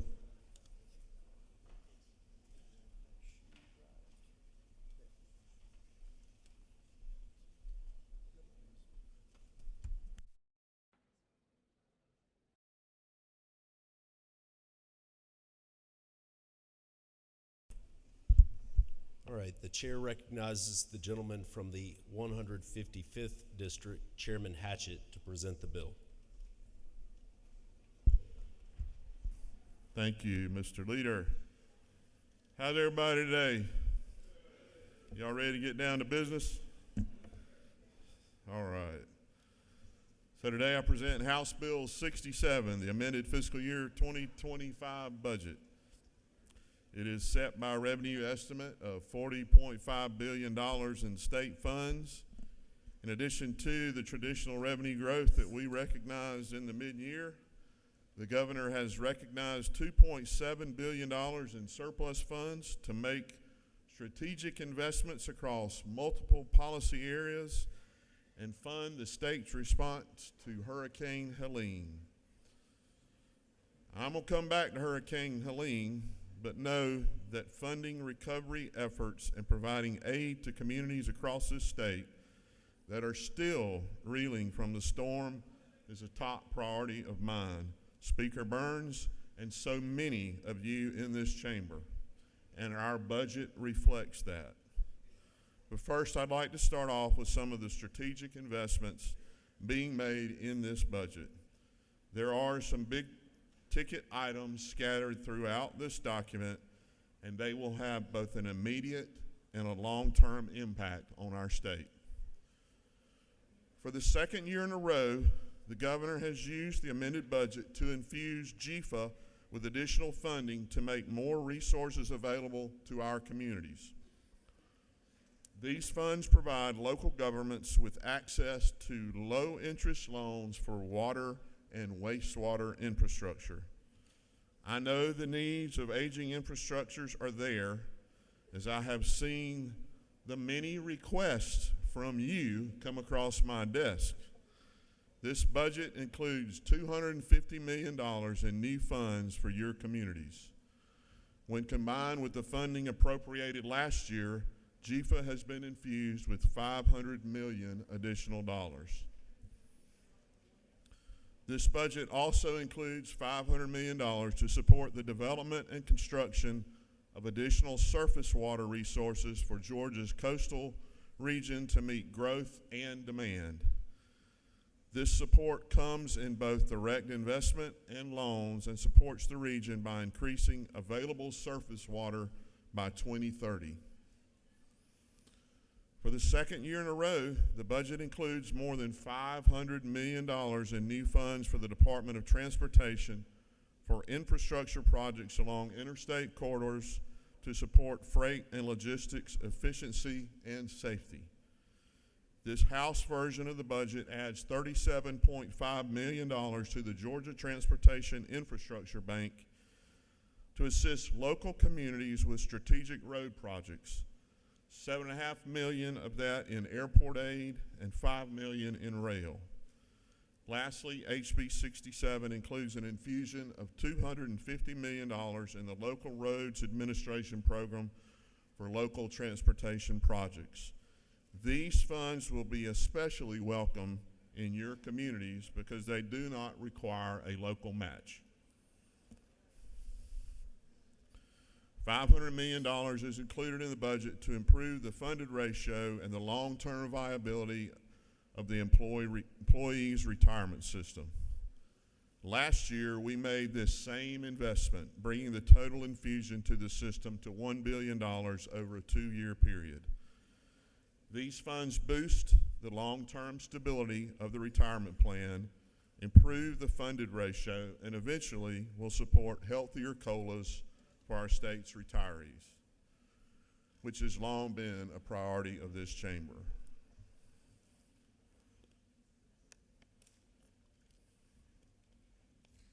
$225 million is provided to the Department of Administrative Services to address current liability and property claims, including damage to state buildings from Hurricane Helene. While not glamorous at all, this funding helps address outstanding liabilities, manage claims more efficiently, and avoids increasing our agency's premiums.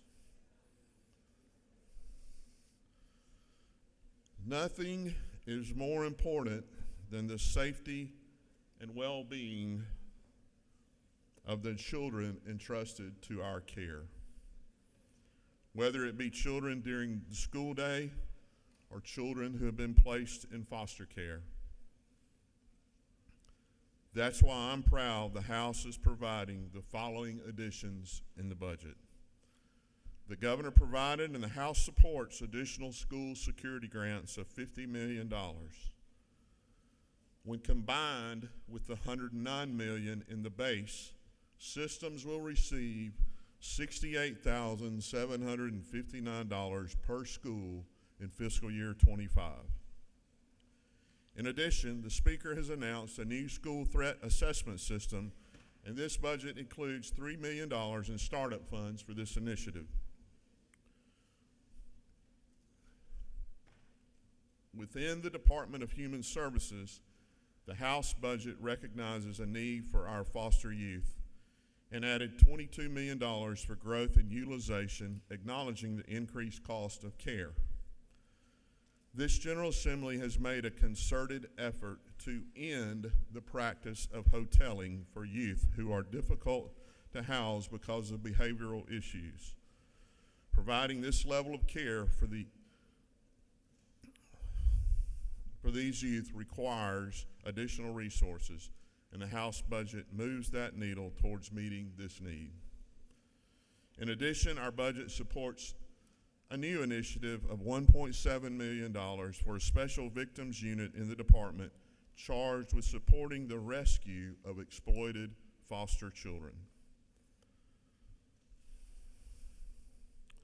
The safety of the public, the inmates in our custody, and the correctional officers charged with keeping inmates secure have been at the forefront of all of our minds and is also a centerpiece of this budget. The House, the Senate, and Governor's Office have all been working to identify solutions to the issues that are plaguing our prison system. I'd like to thank the Governor for hiring a consultant to help us evaluate and map out solutions, and for bringing forward the money to make significant and meaningful investments in our aging facilities and our people. Though I know this is still just the beginning of a costly but crucial endeavor. I also want to address the staff of the Department of Corrections, from the correctional officers on the front line to the commissioner and all those in between. While it may feel like we only seem to acknowledge you when there's an incident that's picked up in the news, we also need to acknowledge all the times that things go right and don't make a headline. I want you to know that this General Assembly knows that you get up every day with the safety of the inmates and the public on your mind. And it is our responsibility as appropriators to make sure that you are properly trained and equipped and that our facilities are well maintained and functional so that you feel safe coming to work every day. And that is what the House is trying to accomplish in this budget.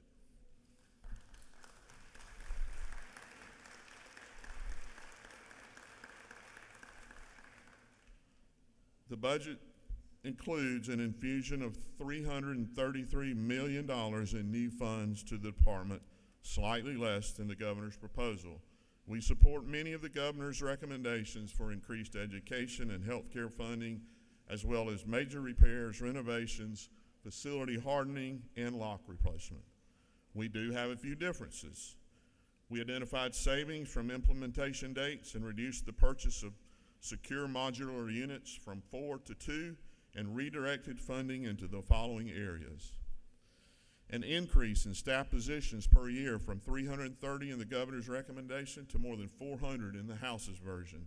Increases in salary have been working, and the department has been able to fill and maintain positions at a higher rate. An increase in body cameras and tasers. The House includes 740 additional body cameras and 500 additional tasers above the governor's recommendation to increase correctional officer safety. $7 million for the creation of an overwatch and logistics unit for better real-time monitoring of facilities for the protection of both staff and inmates. Additional funding for advanced intelligence and forensic tools and analysis to continue to combat the entry of contraband into facilities. Funding to address salary compression of senior officers with additional officer salary increases contemplated for next year. And $2.6 million for the cost of living adjustments for private prison employees to provide parity with adjustments made previously for our state employees. These employees are part of the correctional network, and maintaining proper staffing is just as important in private prison as it is in a state facility.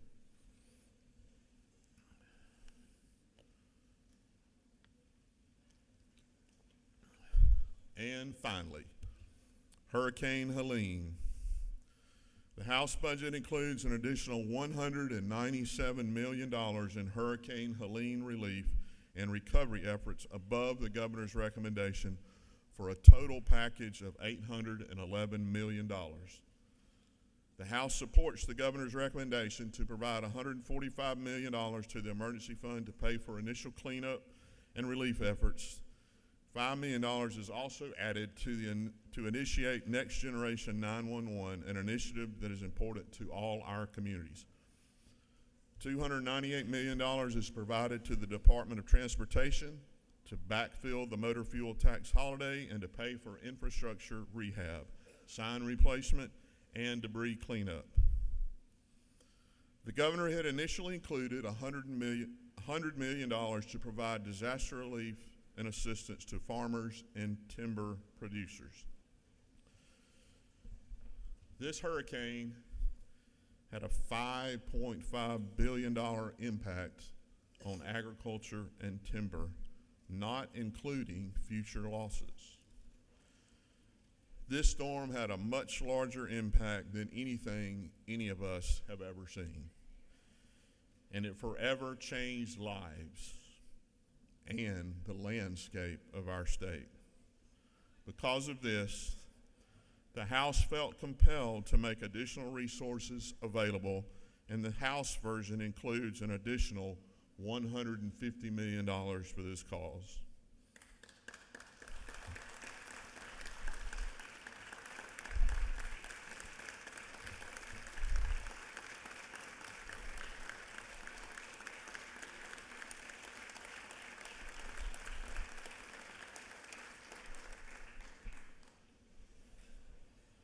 This means a total of $250 million for farmer and producer relief, with $100 million provided to the Forestry Commission for cleanup and $150 million for loans to the Georgia Development Authority.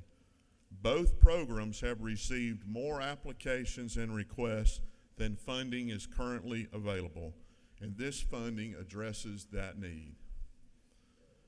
Our local hospitals are a lifeline in our communities, and this storm proved no different. I know many of you saw firsthand how hospitals aided in relief efforts in ways many of us had not anticipated, including providing food, water, shelter, and care to those who had lost everything. It's no secret that many of these same hospitals often struggle to maintain financial viability, and this budget includes an infusion of $35 million in one-time funds to assist in their financial stabilization. The path to recovery across many communities is still being charted and needs still persist. For that reason, the House has included $10 million in the One Georgia Authority to have a source of funding available for continued relief efforts. Finally,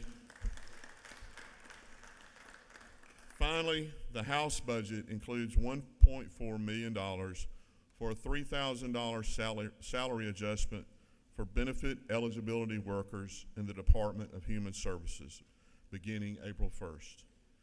Last year, we gave this adjustment to child support, elder, and child welfare caseworkers, but did not include the eligibility workers.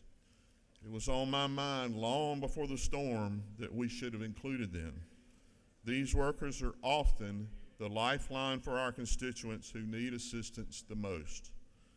Following the storm, they were on the front lines processing disaster SNAP benefits for those impacted in a quick, efficient, and effective manner.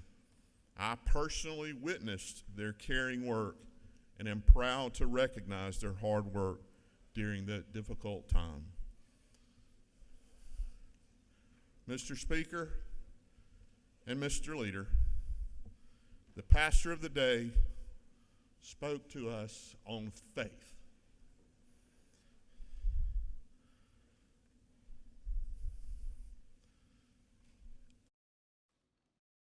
This year, it's our faith and devotion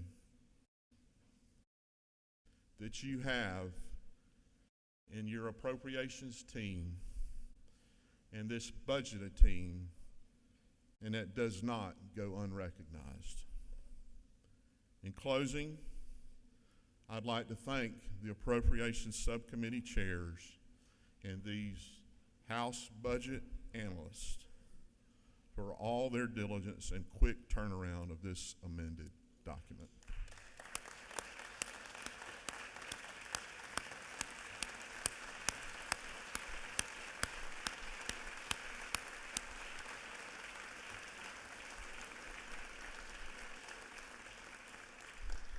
In case you don't remember, we had a little interruption with a little South Georgia blizzard.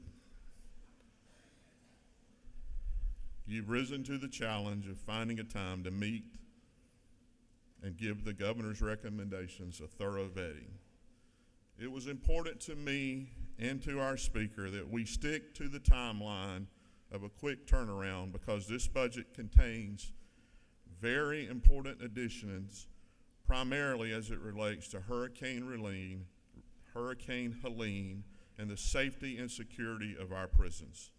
It's for that reason that this House has acted with haste to do our part to send this bill back to the governor so the funds can be spent and put to work.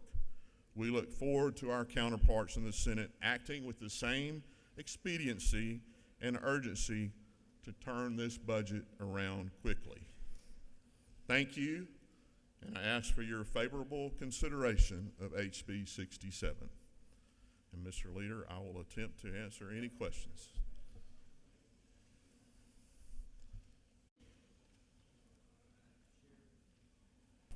Chair recognizes the Minority Leader of the House, Leader Hughley. Thank you, Mr. Chair. Mr. Chairman, do you yield? Yes. Let me first say how important it is that we do the hurricane relief, and we're pleased to see that in the budget. But I got to ask you about these modular corrections facilities, if you will speak to that for us. These are very secure units that a company, well, there's several companies that produce them. The one that the Corrections Department is looking at, I believe they're produced out in Houston, Texas. But they are very sturdy. They put them, I like to say they put them together like erector sets. For that dates me, I know y'all. but they come together, they weld them together, but the concrete, the reinforcement, the installation of doors and locks, that they will use the same ones that we are the ones that we spec, which are the ones that we use. So they will be very sturdy buildings. The lifetime of them is anywhere from 20 to 30 years. So. Do you yield for further questions? Yes, sir. Chair recognizes Chairman Stephen Meeks. Thank you, Mr. Speaker. Does my chairman yield for a couple of questions? Mr. Chairman, is it not true that the agricultural industry in our state, our largest industry in our state, is resilient in that we can withstand tropical storms, we can withstand hurricanes and low prices, that we just can't do it all in 1 year? I believe the gentleman knows that of which he states. Does the gentleman further yield? Yes, sir. Mr. Chairman, is it not true that once again that this amended budget realizes the $100 million previously moved around by the governor to provide relief for our forestry owners and our farmers? Yes, sir. Mr. Chairman, is it not further true that this provides an additional $75 million in assistance to Georgia farmers, an additional $75 million to forestry landowners to help them to recover from the worst hurricane that our area of the state has ever seen? Yes, and I think that this is still probably just the initial needs of many of those in that industry, and I'm sure that we will have additional legislation that may address the losses that our timber growers. Thank you, Mr. Chairman. And one final comment. Thank you to your great leadership, the leadership of Speaker Burns and the governor in helping the largest industry in our state. Thank you, Mr. Speaker. Thank you, Mr. Chairman. Yield for further questions. Mr. Chairman. Yes, sir. Chair recognizes Chairman Bruce Williamson. Thank you, Chair. Does the gentleman yield? Yes, sir. Thank you, Chairman Hatchett, for the wonderful work you've done on being fiscally responsible and balancing all these needs and interests across all the citizens of the state of Georgia. And is it not true that, according to the recently published data by Georgia State University Press, that we are in fact the seventh least taxed state per capita in the nation, according to state revenues? I believe your information is correct. And so you've done an amazing job with that. Is it not further true that this budget contains over $560 million, over $500 million in new spending, but we're paying cash for these much-needed capital projects all across the state of Georgia without having to incur any additional debt? Is that not true? That is 100% correct. And while we're speaking about debt, is it not further true that we have the fifth lowest burden of debt of all the 50 states? So we is it not true that we have approximately $1,300 per capita debt, and that is the fifth lowest in the state? Is that not true? I would not disagree. Thank you for your hard work. Thank you. I'll take one more, Mr. Leader, if there is one. Chair recognizes Representative Al Williams for a question. Thank you, Mr. Chairman. Will the gentleman yield? Yes, sir. To the gentleman from Long County. No, sir. Liberty. Oh no, I'm sorry. I'm Thank sorry. You, sir. That's sacrilegious. I didn't mean to do Liberty County. I had the L. Sorry. Don't hold that against me. I will. But, is it not true that I'm a member of the Appropriations Subcommittee on Public Safety? Yes, sir. Is it not further true that several of us have made a request to go out to Houston and take a look at these modular buildings? Not that we doubt it, we would for a first-hand look, and because we realize that even though I take a great picture, I look much better in person. I agree with you. You're a good man, too. Thank you, Mr. Chairman. I don't know that I can have a plane that would take you, but I can drive you maybe. Mr. Leader, and those in this House, I would ask for your favorable consideration of HB 67. Mr. Chairman, while you're headed back to your seat, I just want to express my appreciation for your hard work, the hard work of the appropriations subcommittees, and give my thanks to Director Christine Murdoch and the entire House Budget and Research Office for their tireless efforts prior to today. Thank you all. This time, the chair recognizes Chairman Hatchett for a motion. Thank you, Mr. Chair. I move that House Bill 67 do pass by committee substitute. Chair now recognizes Chairman Bill Hitchens. I'd like to second the do pass motion for House Bill 67. It's favorable consideration for the fiscal year 25 amended budget.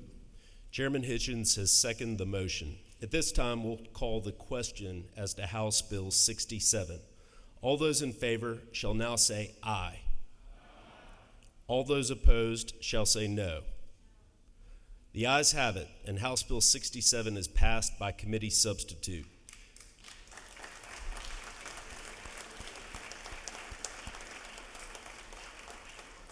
The chair recognizes the gentleman from the 155th District, Chairman Hatchett. Mr. Chair, as Chairman of the Committee of the Whole House, you're instructed to report the action of the Committee of the Whole House to the House.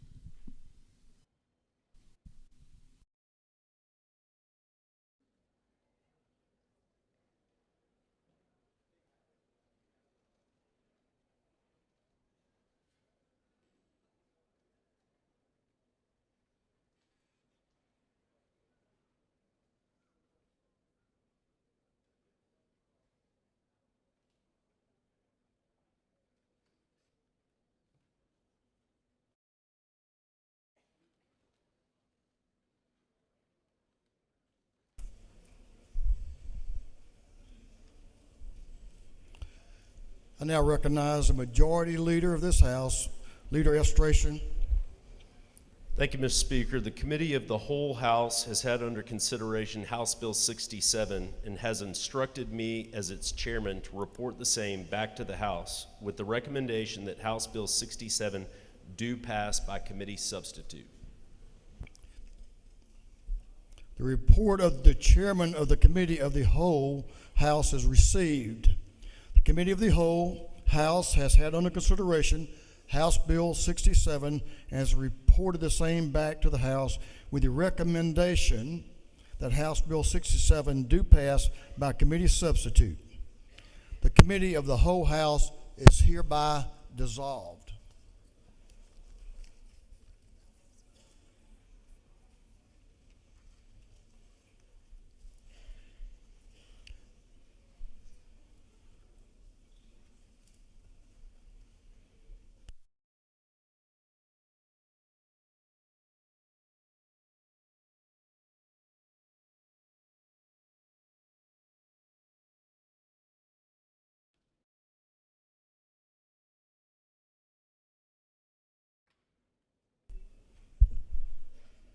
Is there any objection to the previous question being ordered?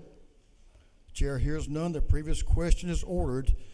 Is there any objection to adopting the committee substitute? Chair hears none. The committee substitute is adopted. Is there any objection to agreeing to the report of the committee, which was favorable to the passage of the bill? Chair hears none. The report of the committee is agreed to. Shall this bill now pass? All in favor of the passage of the bill will vote yes.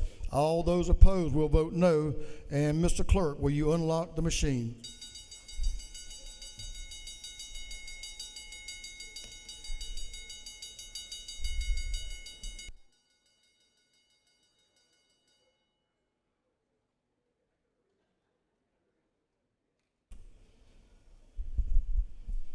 For what purpose does Representative Ramon rise? Parliamentary inquiry. State your inquiry. Thank you, Mr. Speaker. Is it not true that this amended budget and our budget for next year are based on state, federal, and other revenue resources? Some of the largest parts, particularly in health and education, rely on federal grants. So does this amended budget take into account current and potential future disruptions to those federal grants, and that we should figure out those estimates? I think, as the lady knows, we have a constitutional requirement that we pass a balanced budget. Our state has a robust economy. I think the governor has set a reasonable and impactful estimate of our revenue. And I know that the great work of this House and the chairman takes that conservative fiscal approach in everything we've done, as this body has done over the years, as we lead the way in how we appropriate monies that take care of the needs of the citizens of this state. Thank you for your question. For what purpose does Representative Cannon rise? A parliamentary Excuse me, inquiry. Representative Park Cannon. A parliamentary inquiry. State your inquiry. Thank you. Is it not true that there is $1.5 million in this budget increasing the funds for the Stone Mountain Memorial Association? And there are many members who have concerns about the efficacy of that funding going to that entity? Your concerns are noted. For what purpose does Representative Reese rise? Parliamentary inquiry, Mr. Speaker. State your inquiry. Mr. Speaker, is it not true that this morning we had an amazing presentation from the president of Morehouse School of Medicine, and in which you and other members of this body applauded them for the work that they're doing? And is it not further true that this budget allocates an additional $25 million for Morehouse and Mercer, demonstrating our commitment to a strong health care and a diverse health care here in the state of Georgia? I know the gentleman to be a member, to be a scholar and a gentleman. He's obviously read the budget. Thank you for that point. A great point was made this morning, and certainly that is the case. And we continue to support Morehouse and other great teaching institutions in our state, especially when it comes to health care. For what purpose does Chairlady Dempsey rise? Parliamentary inquiry, Mr. State Speaker. your inquiry, please. Yes, is it not true that in this budget there is a very special measure that helps each and every one of us in our districts? There was federal money that was removed from Georgia's court-appointed special advocates, CASA. Each of you have that in your district. It helps children and families navigate our court system. If you vote against this bill, you are voting directly against helping families in your very own district. Is that not true, Mr. Speaker? That is very true. It's a very comprehensive budget that takes care, I believe, of our neighbors in so many different ways. Have all members voted? All members voted. If so, Mr. Clerk, will you lock the machine on the passage of House Bill 67? The yeas are 166. The nays are 3. This bill, having received the requisite constitutional majority, is therefore passed. Congratulations, Mr. Chairman.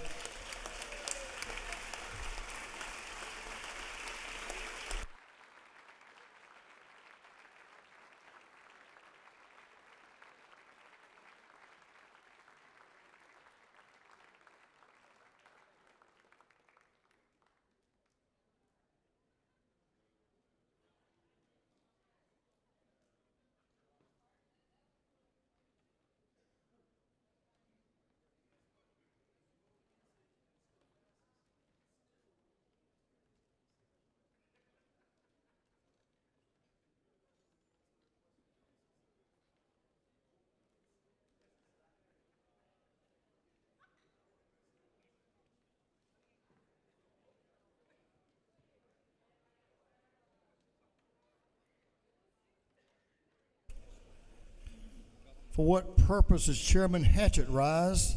Make a motion. State your motion. I move that House Bill 67 be transmitted to the Senate immediately. Immediately. Representative Hatchett moves that House Bill 67 be immediately transmitted to the Senate. Is there objection? Hearing none, it is so ordered. Thank you, Mr. Chairman.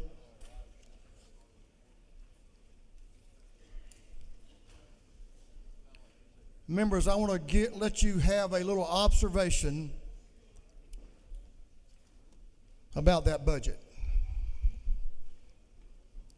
and about our commitment here in the House to perform our constitutional duty to pass a budget and get it done timely.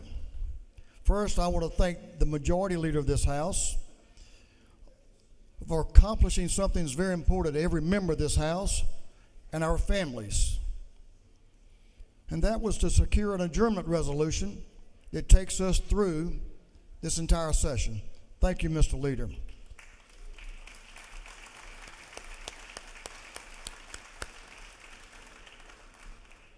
part of that process, and I also want to thank Leader Gooch as he worked with us to accomplish that.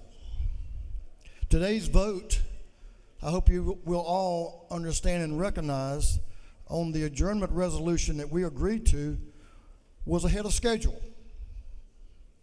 So we're upholding our commitment here in the House. And we certainly hope, if we move through this budgetary process, that our friends across the hall will also uphold their commitment to get this budget out and get it done timely, which is so important, and get it on the governor's desk, so important to the people of Georgia. Chairman Hatchett, you can have that conversation in a minute. Chairman Hatchett, that's all right, Representative. And members of the committee, and certainly Christine Murdoch, your staff, and the House Budget and Research Office. I don't think any of us really comprehend the amount of work it's taken to get this job done and get it done on this basis, this timely basis. Certainly with what we face with a little hiccup, with a beautiful snowfall in South Georgia, that we are very appreciative of. Thank you, Lord. I just want to thank you again for your tireless work and dedication, not only to the members of this House, but to the people of this state. Thank you all very much. Let's give them another round of applause.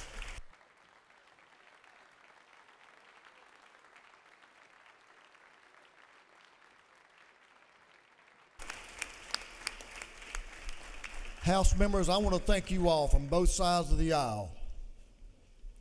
Our vote here certainly confirms your dedications to your constituents and to what's good for Georgia. From Hurricane Helene relief, education, school safety, to increased public safety funding and infrastructure. This budget reflects our commitment in the House to keeping our state, the great state of Georgia, the best place to live, work, and raise a family for generations to come. Thank you all. Give yourselves a hand.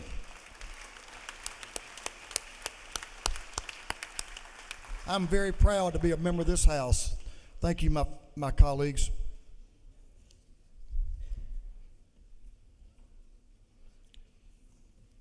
We have some afternoon orders, but before we proceed there, I'm going to ask the clerk, if you're ready, Mr. Clerk, well, we do have some other business. I guess we could do that now. Mr. Clerk, if you'll change.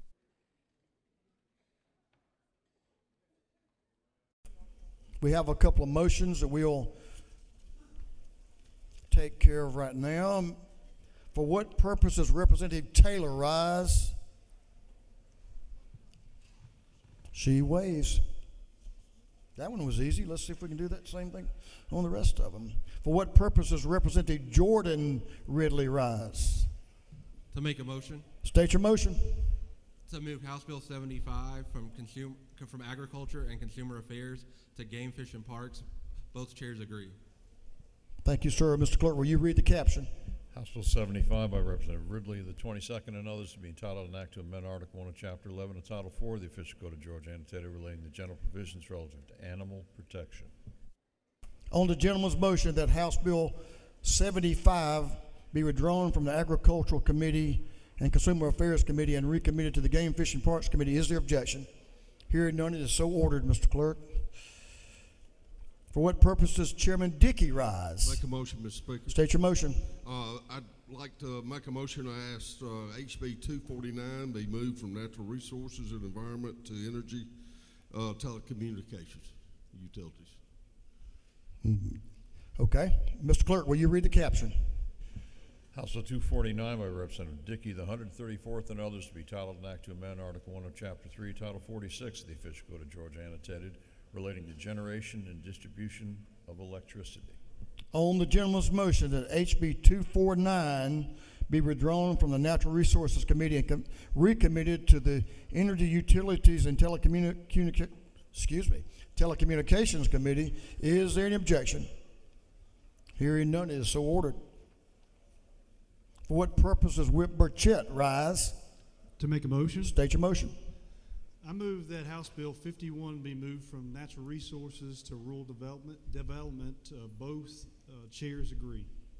Mr. Clerk, will you read the caption? House Bill 51 by Representative Burchett of the 176th and others to be titled an act to amend Chapter 23 of Title 50 of the Official Code of Georgia annotated relating to Georgia Environmental Finance Authority. On the gentleman's motion that House Bill 51 be withdrawn from the Natural Resources Committee and recommitted to the Rural Development Committee, is there objection? Hearing none, it is so ordered. Okay, Mr. Clerk, will you read the caption to a group of privileged resolutions? Recognizing and commending Haven House, recognizing and commending the Henry County District Attorney's Victim Service Unit, recognizing and commending the Henry County Office of the Solicitor General, recognizing February 11th, 2025 as Omega Day at the State Capitol, recognizing February 6th, 2025 as Strolling Thunder Day at the State Capitol, recognizing February 13th, 2025 as New Americans Day at the State Capitol, commending the Henry County High School Navy Junior Reserve Officers Training Corps Wahawk Battalion, commending the Lula High School NJROTC program, recognizing March 6, 2025 as Police Chief as Head of Law Enforcement Agencies Recognition Day at the State Capitol, recognizing and congratulating the Georgia Peace Officer Standards and Training Council's Executive Director, Michael T. Ayers, congratulating and commending Youth Villages, recognizing Hemophilia of Georgia, and recognizing and commending Mayor Carlos Greer on his outstanding public service. And for other purposes, that completes the reading of the privileged resolutions.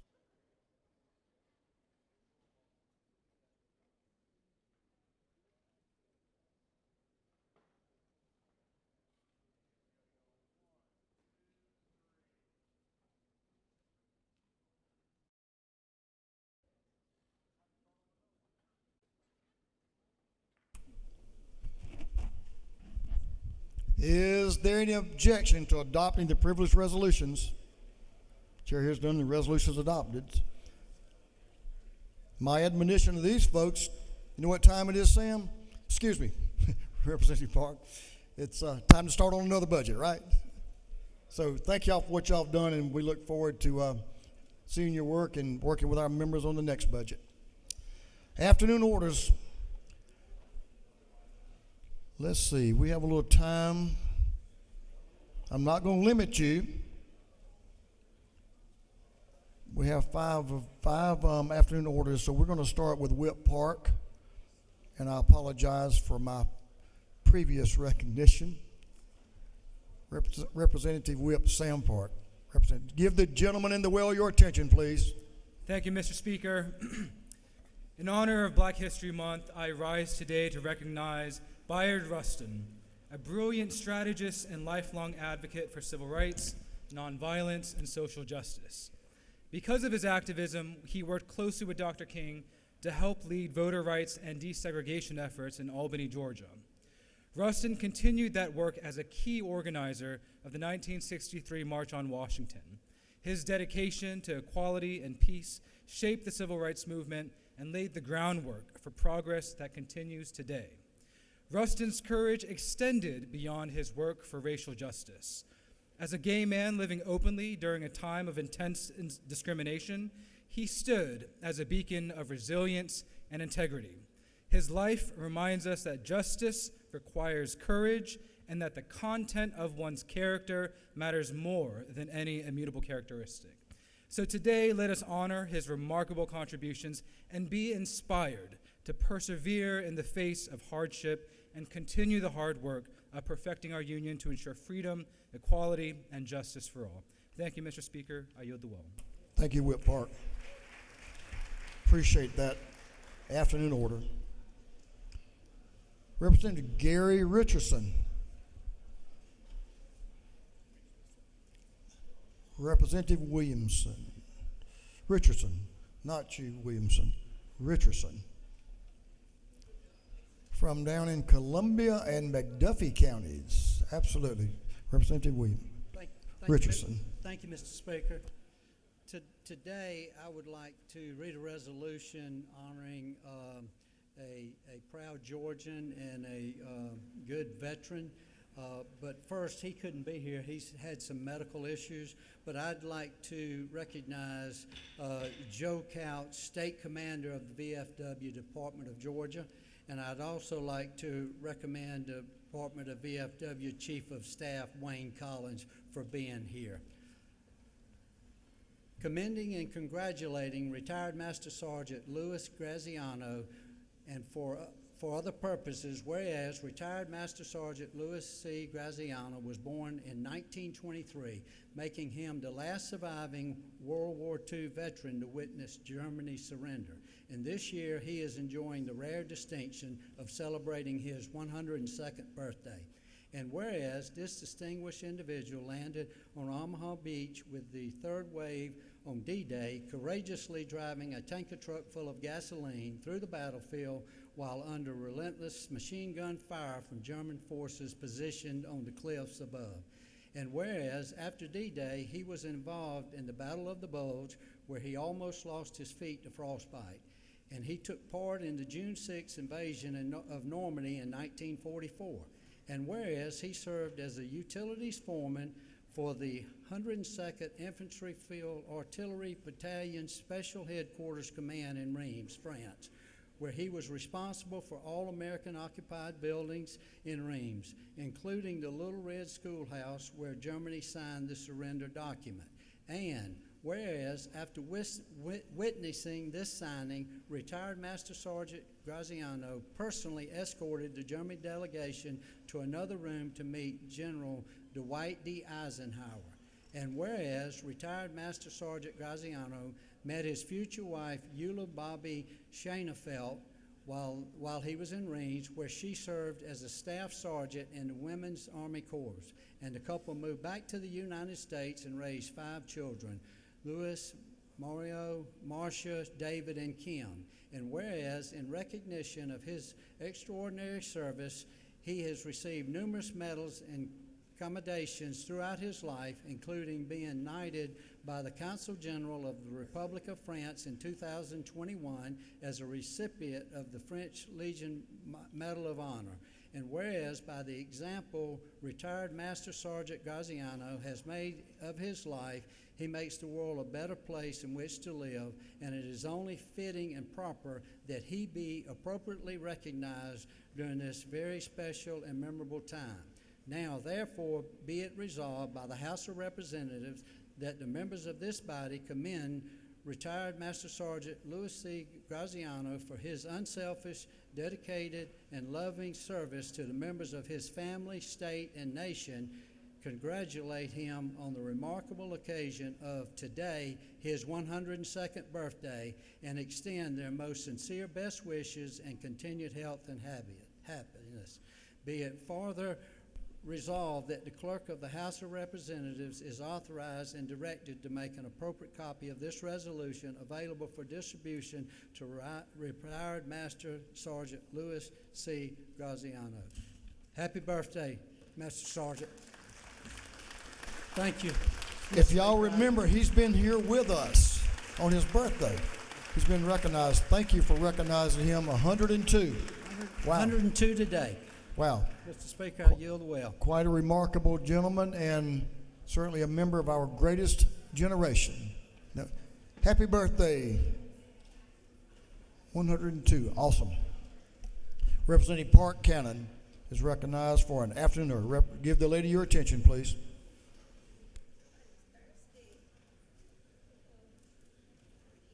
Yeah, I was hoping you didn't need all that water.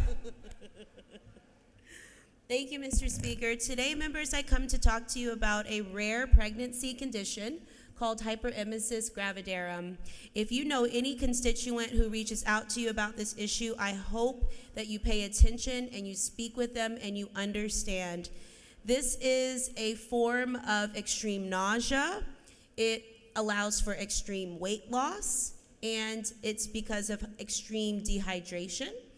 It actually contributes to a fetal loss rate of 34% in our state, and 82.8% of the people with HG talk about the negative psychosocial issues, such as job loss, and they also talk about their fear of future pregnancies. and their depression and anxiety. Personally, I do want to share a story with one of my constituents' approval. She is in her 3rd pregnancy. She lost her 2nd baby and found out that she was pregnant recently. And she immediately started seeing these symptoms of hyperemesis gravidarum. She started looking for a specialist in the state of Georgia, and literally, because she is on Medicaid, no one would take her, and there were no specialists who could see her. This week, we paid for an Uber for her from Clayton County to Alabama, to the one hyperemesis gravidarum clinic in the southeast. And so I just hope that we bring awareness to this issue because it impacts the lives of the pregnant person and also the fetus. Thank you so much, Mr. Speaker. Thank you for bringing that fact to us, and thanks for helping this lady get to the clinic. Appreciate that. Representative Barrett and Hagan and others. Let's see. There's one of you. Oh, there he is. Representative Carter Barrett. I see him now. Chair Lady, are you coming too? Beth Camp? Well, you're welcome to the well. Who's going to do the talking? Oh, you are. Okay, Representative Hagan. Certainly, you're up. Thank you, Mr. Speaker. And other friends, hold it just a minute. And Mr. Speaker, if it's okay with you, I'd be happy for anybody to join us who has been a caregiver for someone with Alzheimer's.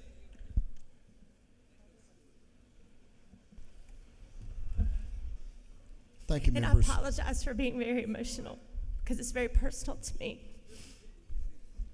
Lady, we'll suspend just for a minute. And then I think you'll be ready, but you have a lot of folks here that care. Thank you. As we do in this chamber.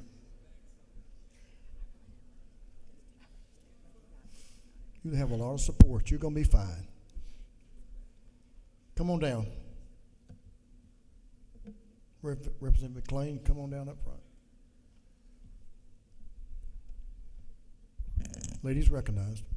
Thank you, Mr. Speaker. I'm here to talk specifically about my late father-in-law, James Rodney Hagan, known as J-Rod by everybody who knew him and loved him, and that was a lot of people. He was a devoted husband, loving father, and doting papa to his 3 grandchildren.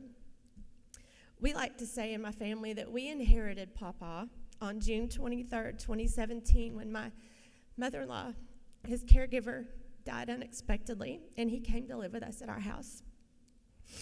And this is how becoming a caregiver frequently happens. It's unexpected, we're unprepared, and we're overwhelmed, but we do the best that we can. With an estimated 6.9 million Americans suffering, living with Alzheimer's, that means there's at least 6.9 million Americans who are caring for them. And most of them are probably not okay, even though they like to put on a good face. So today, as we have visitors from the Alzheimer's Association, Alzheimer advocates here at the Capitol, I just want to take a minute to recognize the caregivers and remind you that you need to support them when you can, in any way that you can, and don't wait for them to ask for it, because they don't even know what they need to ask for a lot of the time. And Mr. Speaker, if I could, I'm going to turn it over to Representative Barrett. There are just so many people at the Capitol today advocating on behalf of Alzheimer's, and I went out to the ropes a few minutes ago, and I was inundated with, could you find Sue Hong? Could you find so-and-so? Could you find this person? Could you get behind that bill that Eddie Lumsden is carrying? They're all over the Capitol. Please take some time, go out and see them on the ropes. Let them know how much you appreciate them advocating. At our Rotary Club recently, we did a brag of bucks, and in 10 minutes, it was just ricocheting around the room how many people have been touched by dementia and Alzheimer's. So just show them that you're paying attention to them.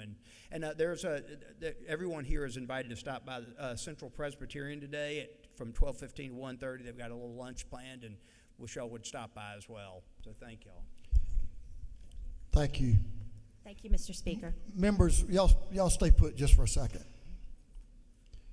So if y'all will join me, all of you will join me And let's have a moment of silence for those. I don't know about y'all, but many, many families, I know my family has been impacted by dementia and Alzheimer's. It's a devastating disease on the person suffering from it, and as Representative alluded to, on the families as well. But our duty is to take care of them, and we're going to do that. So let's do just what Representative Hagan, Representative Carter Barrett said. Let's embrace those folks out in the hall, and let's further devote ourselves to doing what science can do to make a difference here. I'm hopeful that we'll see a difference and some progress made on this very, very devastating disease.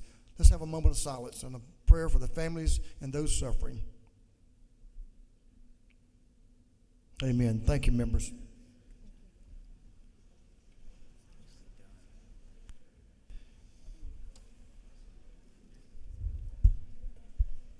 We have a couple of birthdays today. Not today. I want to do this before anybody leaves because we have some announcements too. We just celebrated a 102nd birthday, but I'm not sure he's quite that old, but his experience gets him there. On tomorrow, February the 7th, the clerk of this house will have a birthday. I didn't say, I stopped. We'll have a birthday tomorrow. So before anyone leaves here, let's show our appreciation to the clerk of this house, Bill Riley.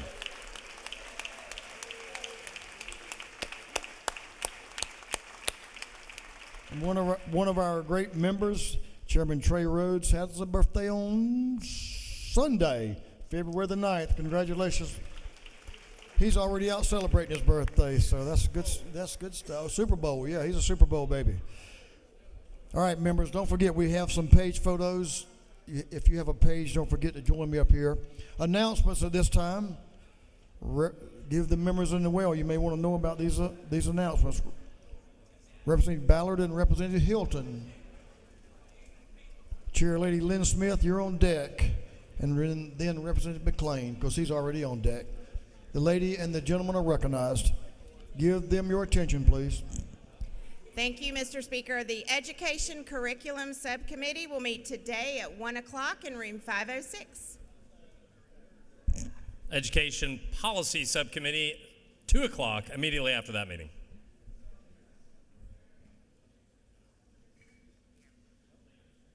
Chair Lady Lynn Smith is recognized for an announcement. Thank you, Mr. Speaker. You have this announcement on your desk. So this is a reminder, lunch in room 230 by GFA. GFA we've talked about a lot today. They're our emergency financial group. So take the time, go meet them and thank them.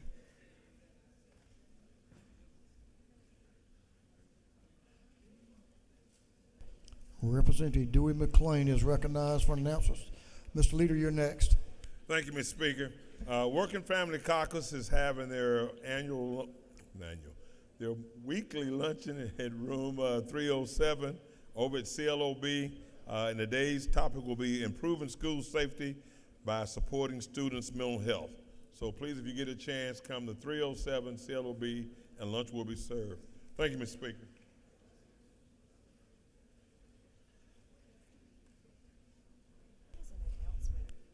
Do you have an announcement? Oh, no, we don't want to hear that yet. We got a couple of other things to do there, Mr. Leader. But I appreciate I appreciate you being proactive on that one, though. Oh, you do have an announcement. Okay. You're recognized for an announcement. I think I'm already into the weekend, Speaker. Committee Chairman's lunch will be Monday at noon in room 403. So Committee Chairman, Monday noon, room 403. Thank you.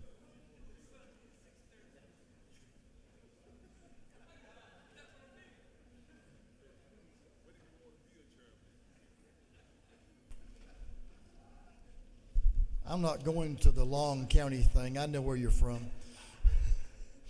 Liberty County. No doubt about that. Representative Berry. There he is. New member. Let's hear it, brother.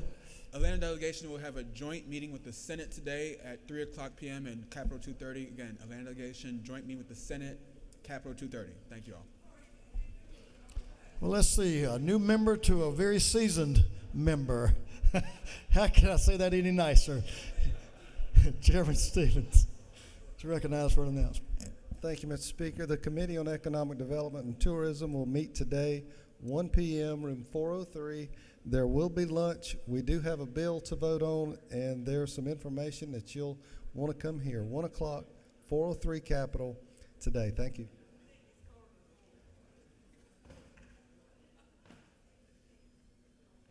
Thank you, Mr. Chairman. You did great. Chairman Carson is recognized for an announcement. Thank you, Mr. Speaker. Many of you have heard from your state law enforcement and troopers and so forth in regard to we're the #1 state for not a lot of things, but we're also the 49th lowest state. We're the second to lowest state in regard to state trooper retirement. Many of you heard from your troopers, your Capitol Police, and others, maybe Department of Corrections and Community Supervision, to enhance their retirement. I have these two bills. If you'd like to sign on, I'll be at my desk, Mr. Speaker. Thank you. Thank you, Mr. Chairman. Representative Jason Ridley, man from the mountains, is recognized for an announcement. Thank you. Regulated Industries Subcommittee on Regulatory is going to be meeting upon adjournment in room 606 at CLOB. Got two bills I need to do right quick, and then y'all can go home. Thank you, Representative. Remind you of page photos. I want to thank this House for that strong show of support for a meaningful budget for the people of Georgia. And hopefully the Senate gets that message as they consider our work here. So we look forward to working with them. I think this is a big weekend. At least Sunday's a big day for a lot of people. Man, I'm sad, Representative McLean, former Falcon, that the Falcons aren't in it, but we're getting closer. A little bit at a time, one step at a time. Mr. Blank's going to get us there, I guarantee you. The majority leader of this House is now recognized for that motion he started to make a while ago. Mr. Leader. Thank you, Mr. Speaker. I move that this House stand adjourned until 1 o'clock p.m. on Monday, February 10th, 2025. On the motion of the majority leader that this House stand adjourned until 1 o'clock p.m., 1 p.m. on Monday, February the 10th, 2025. You can enjoy the ball game with your families or wherever you'd like to. That gives everyone an opportunity to maybe enjoy it at home and get back here for our session, day 14, on Monday, February the 10th. All those in favor, hey, this is a good one, y'all. All those in favor will say aye. All those opposed, no. Was it close again? The ayes have it. Thank you all for your work this week, and y'all have a safe weekend and come back at the next appointed time. Thank you. We're adjourned.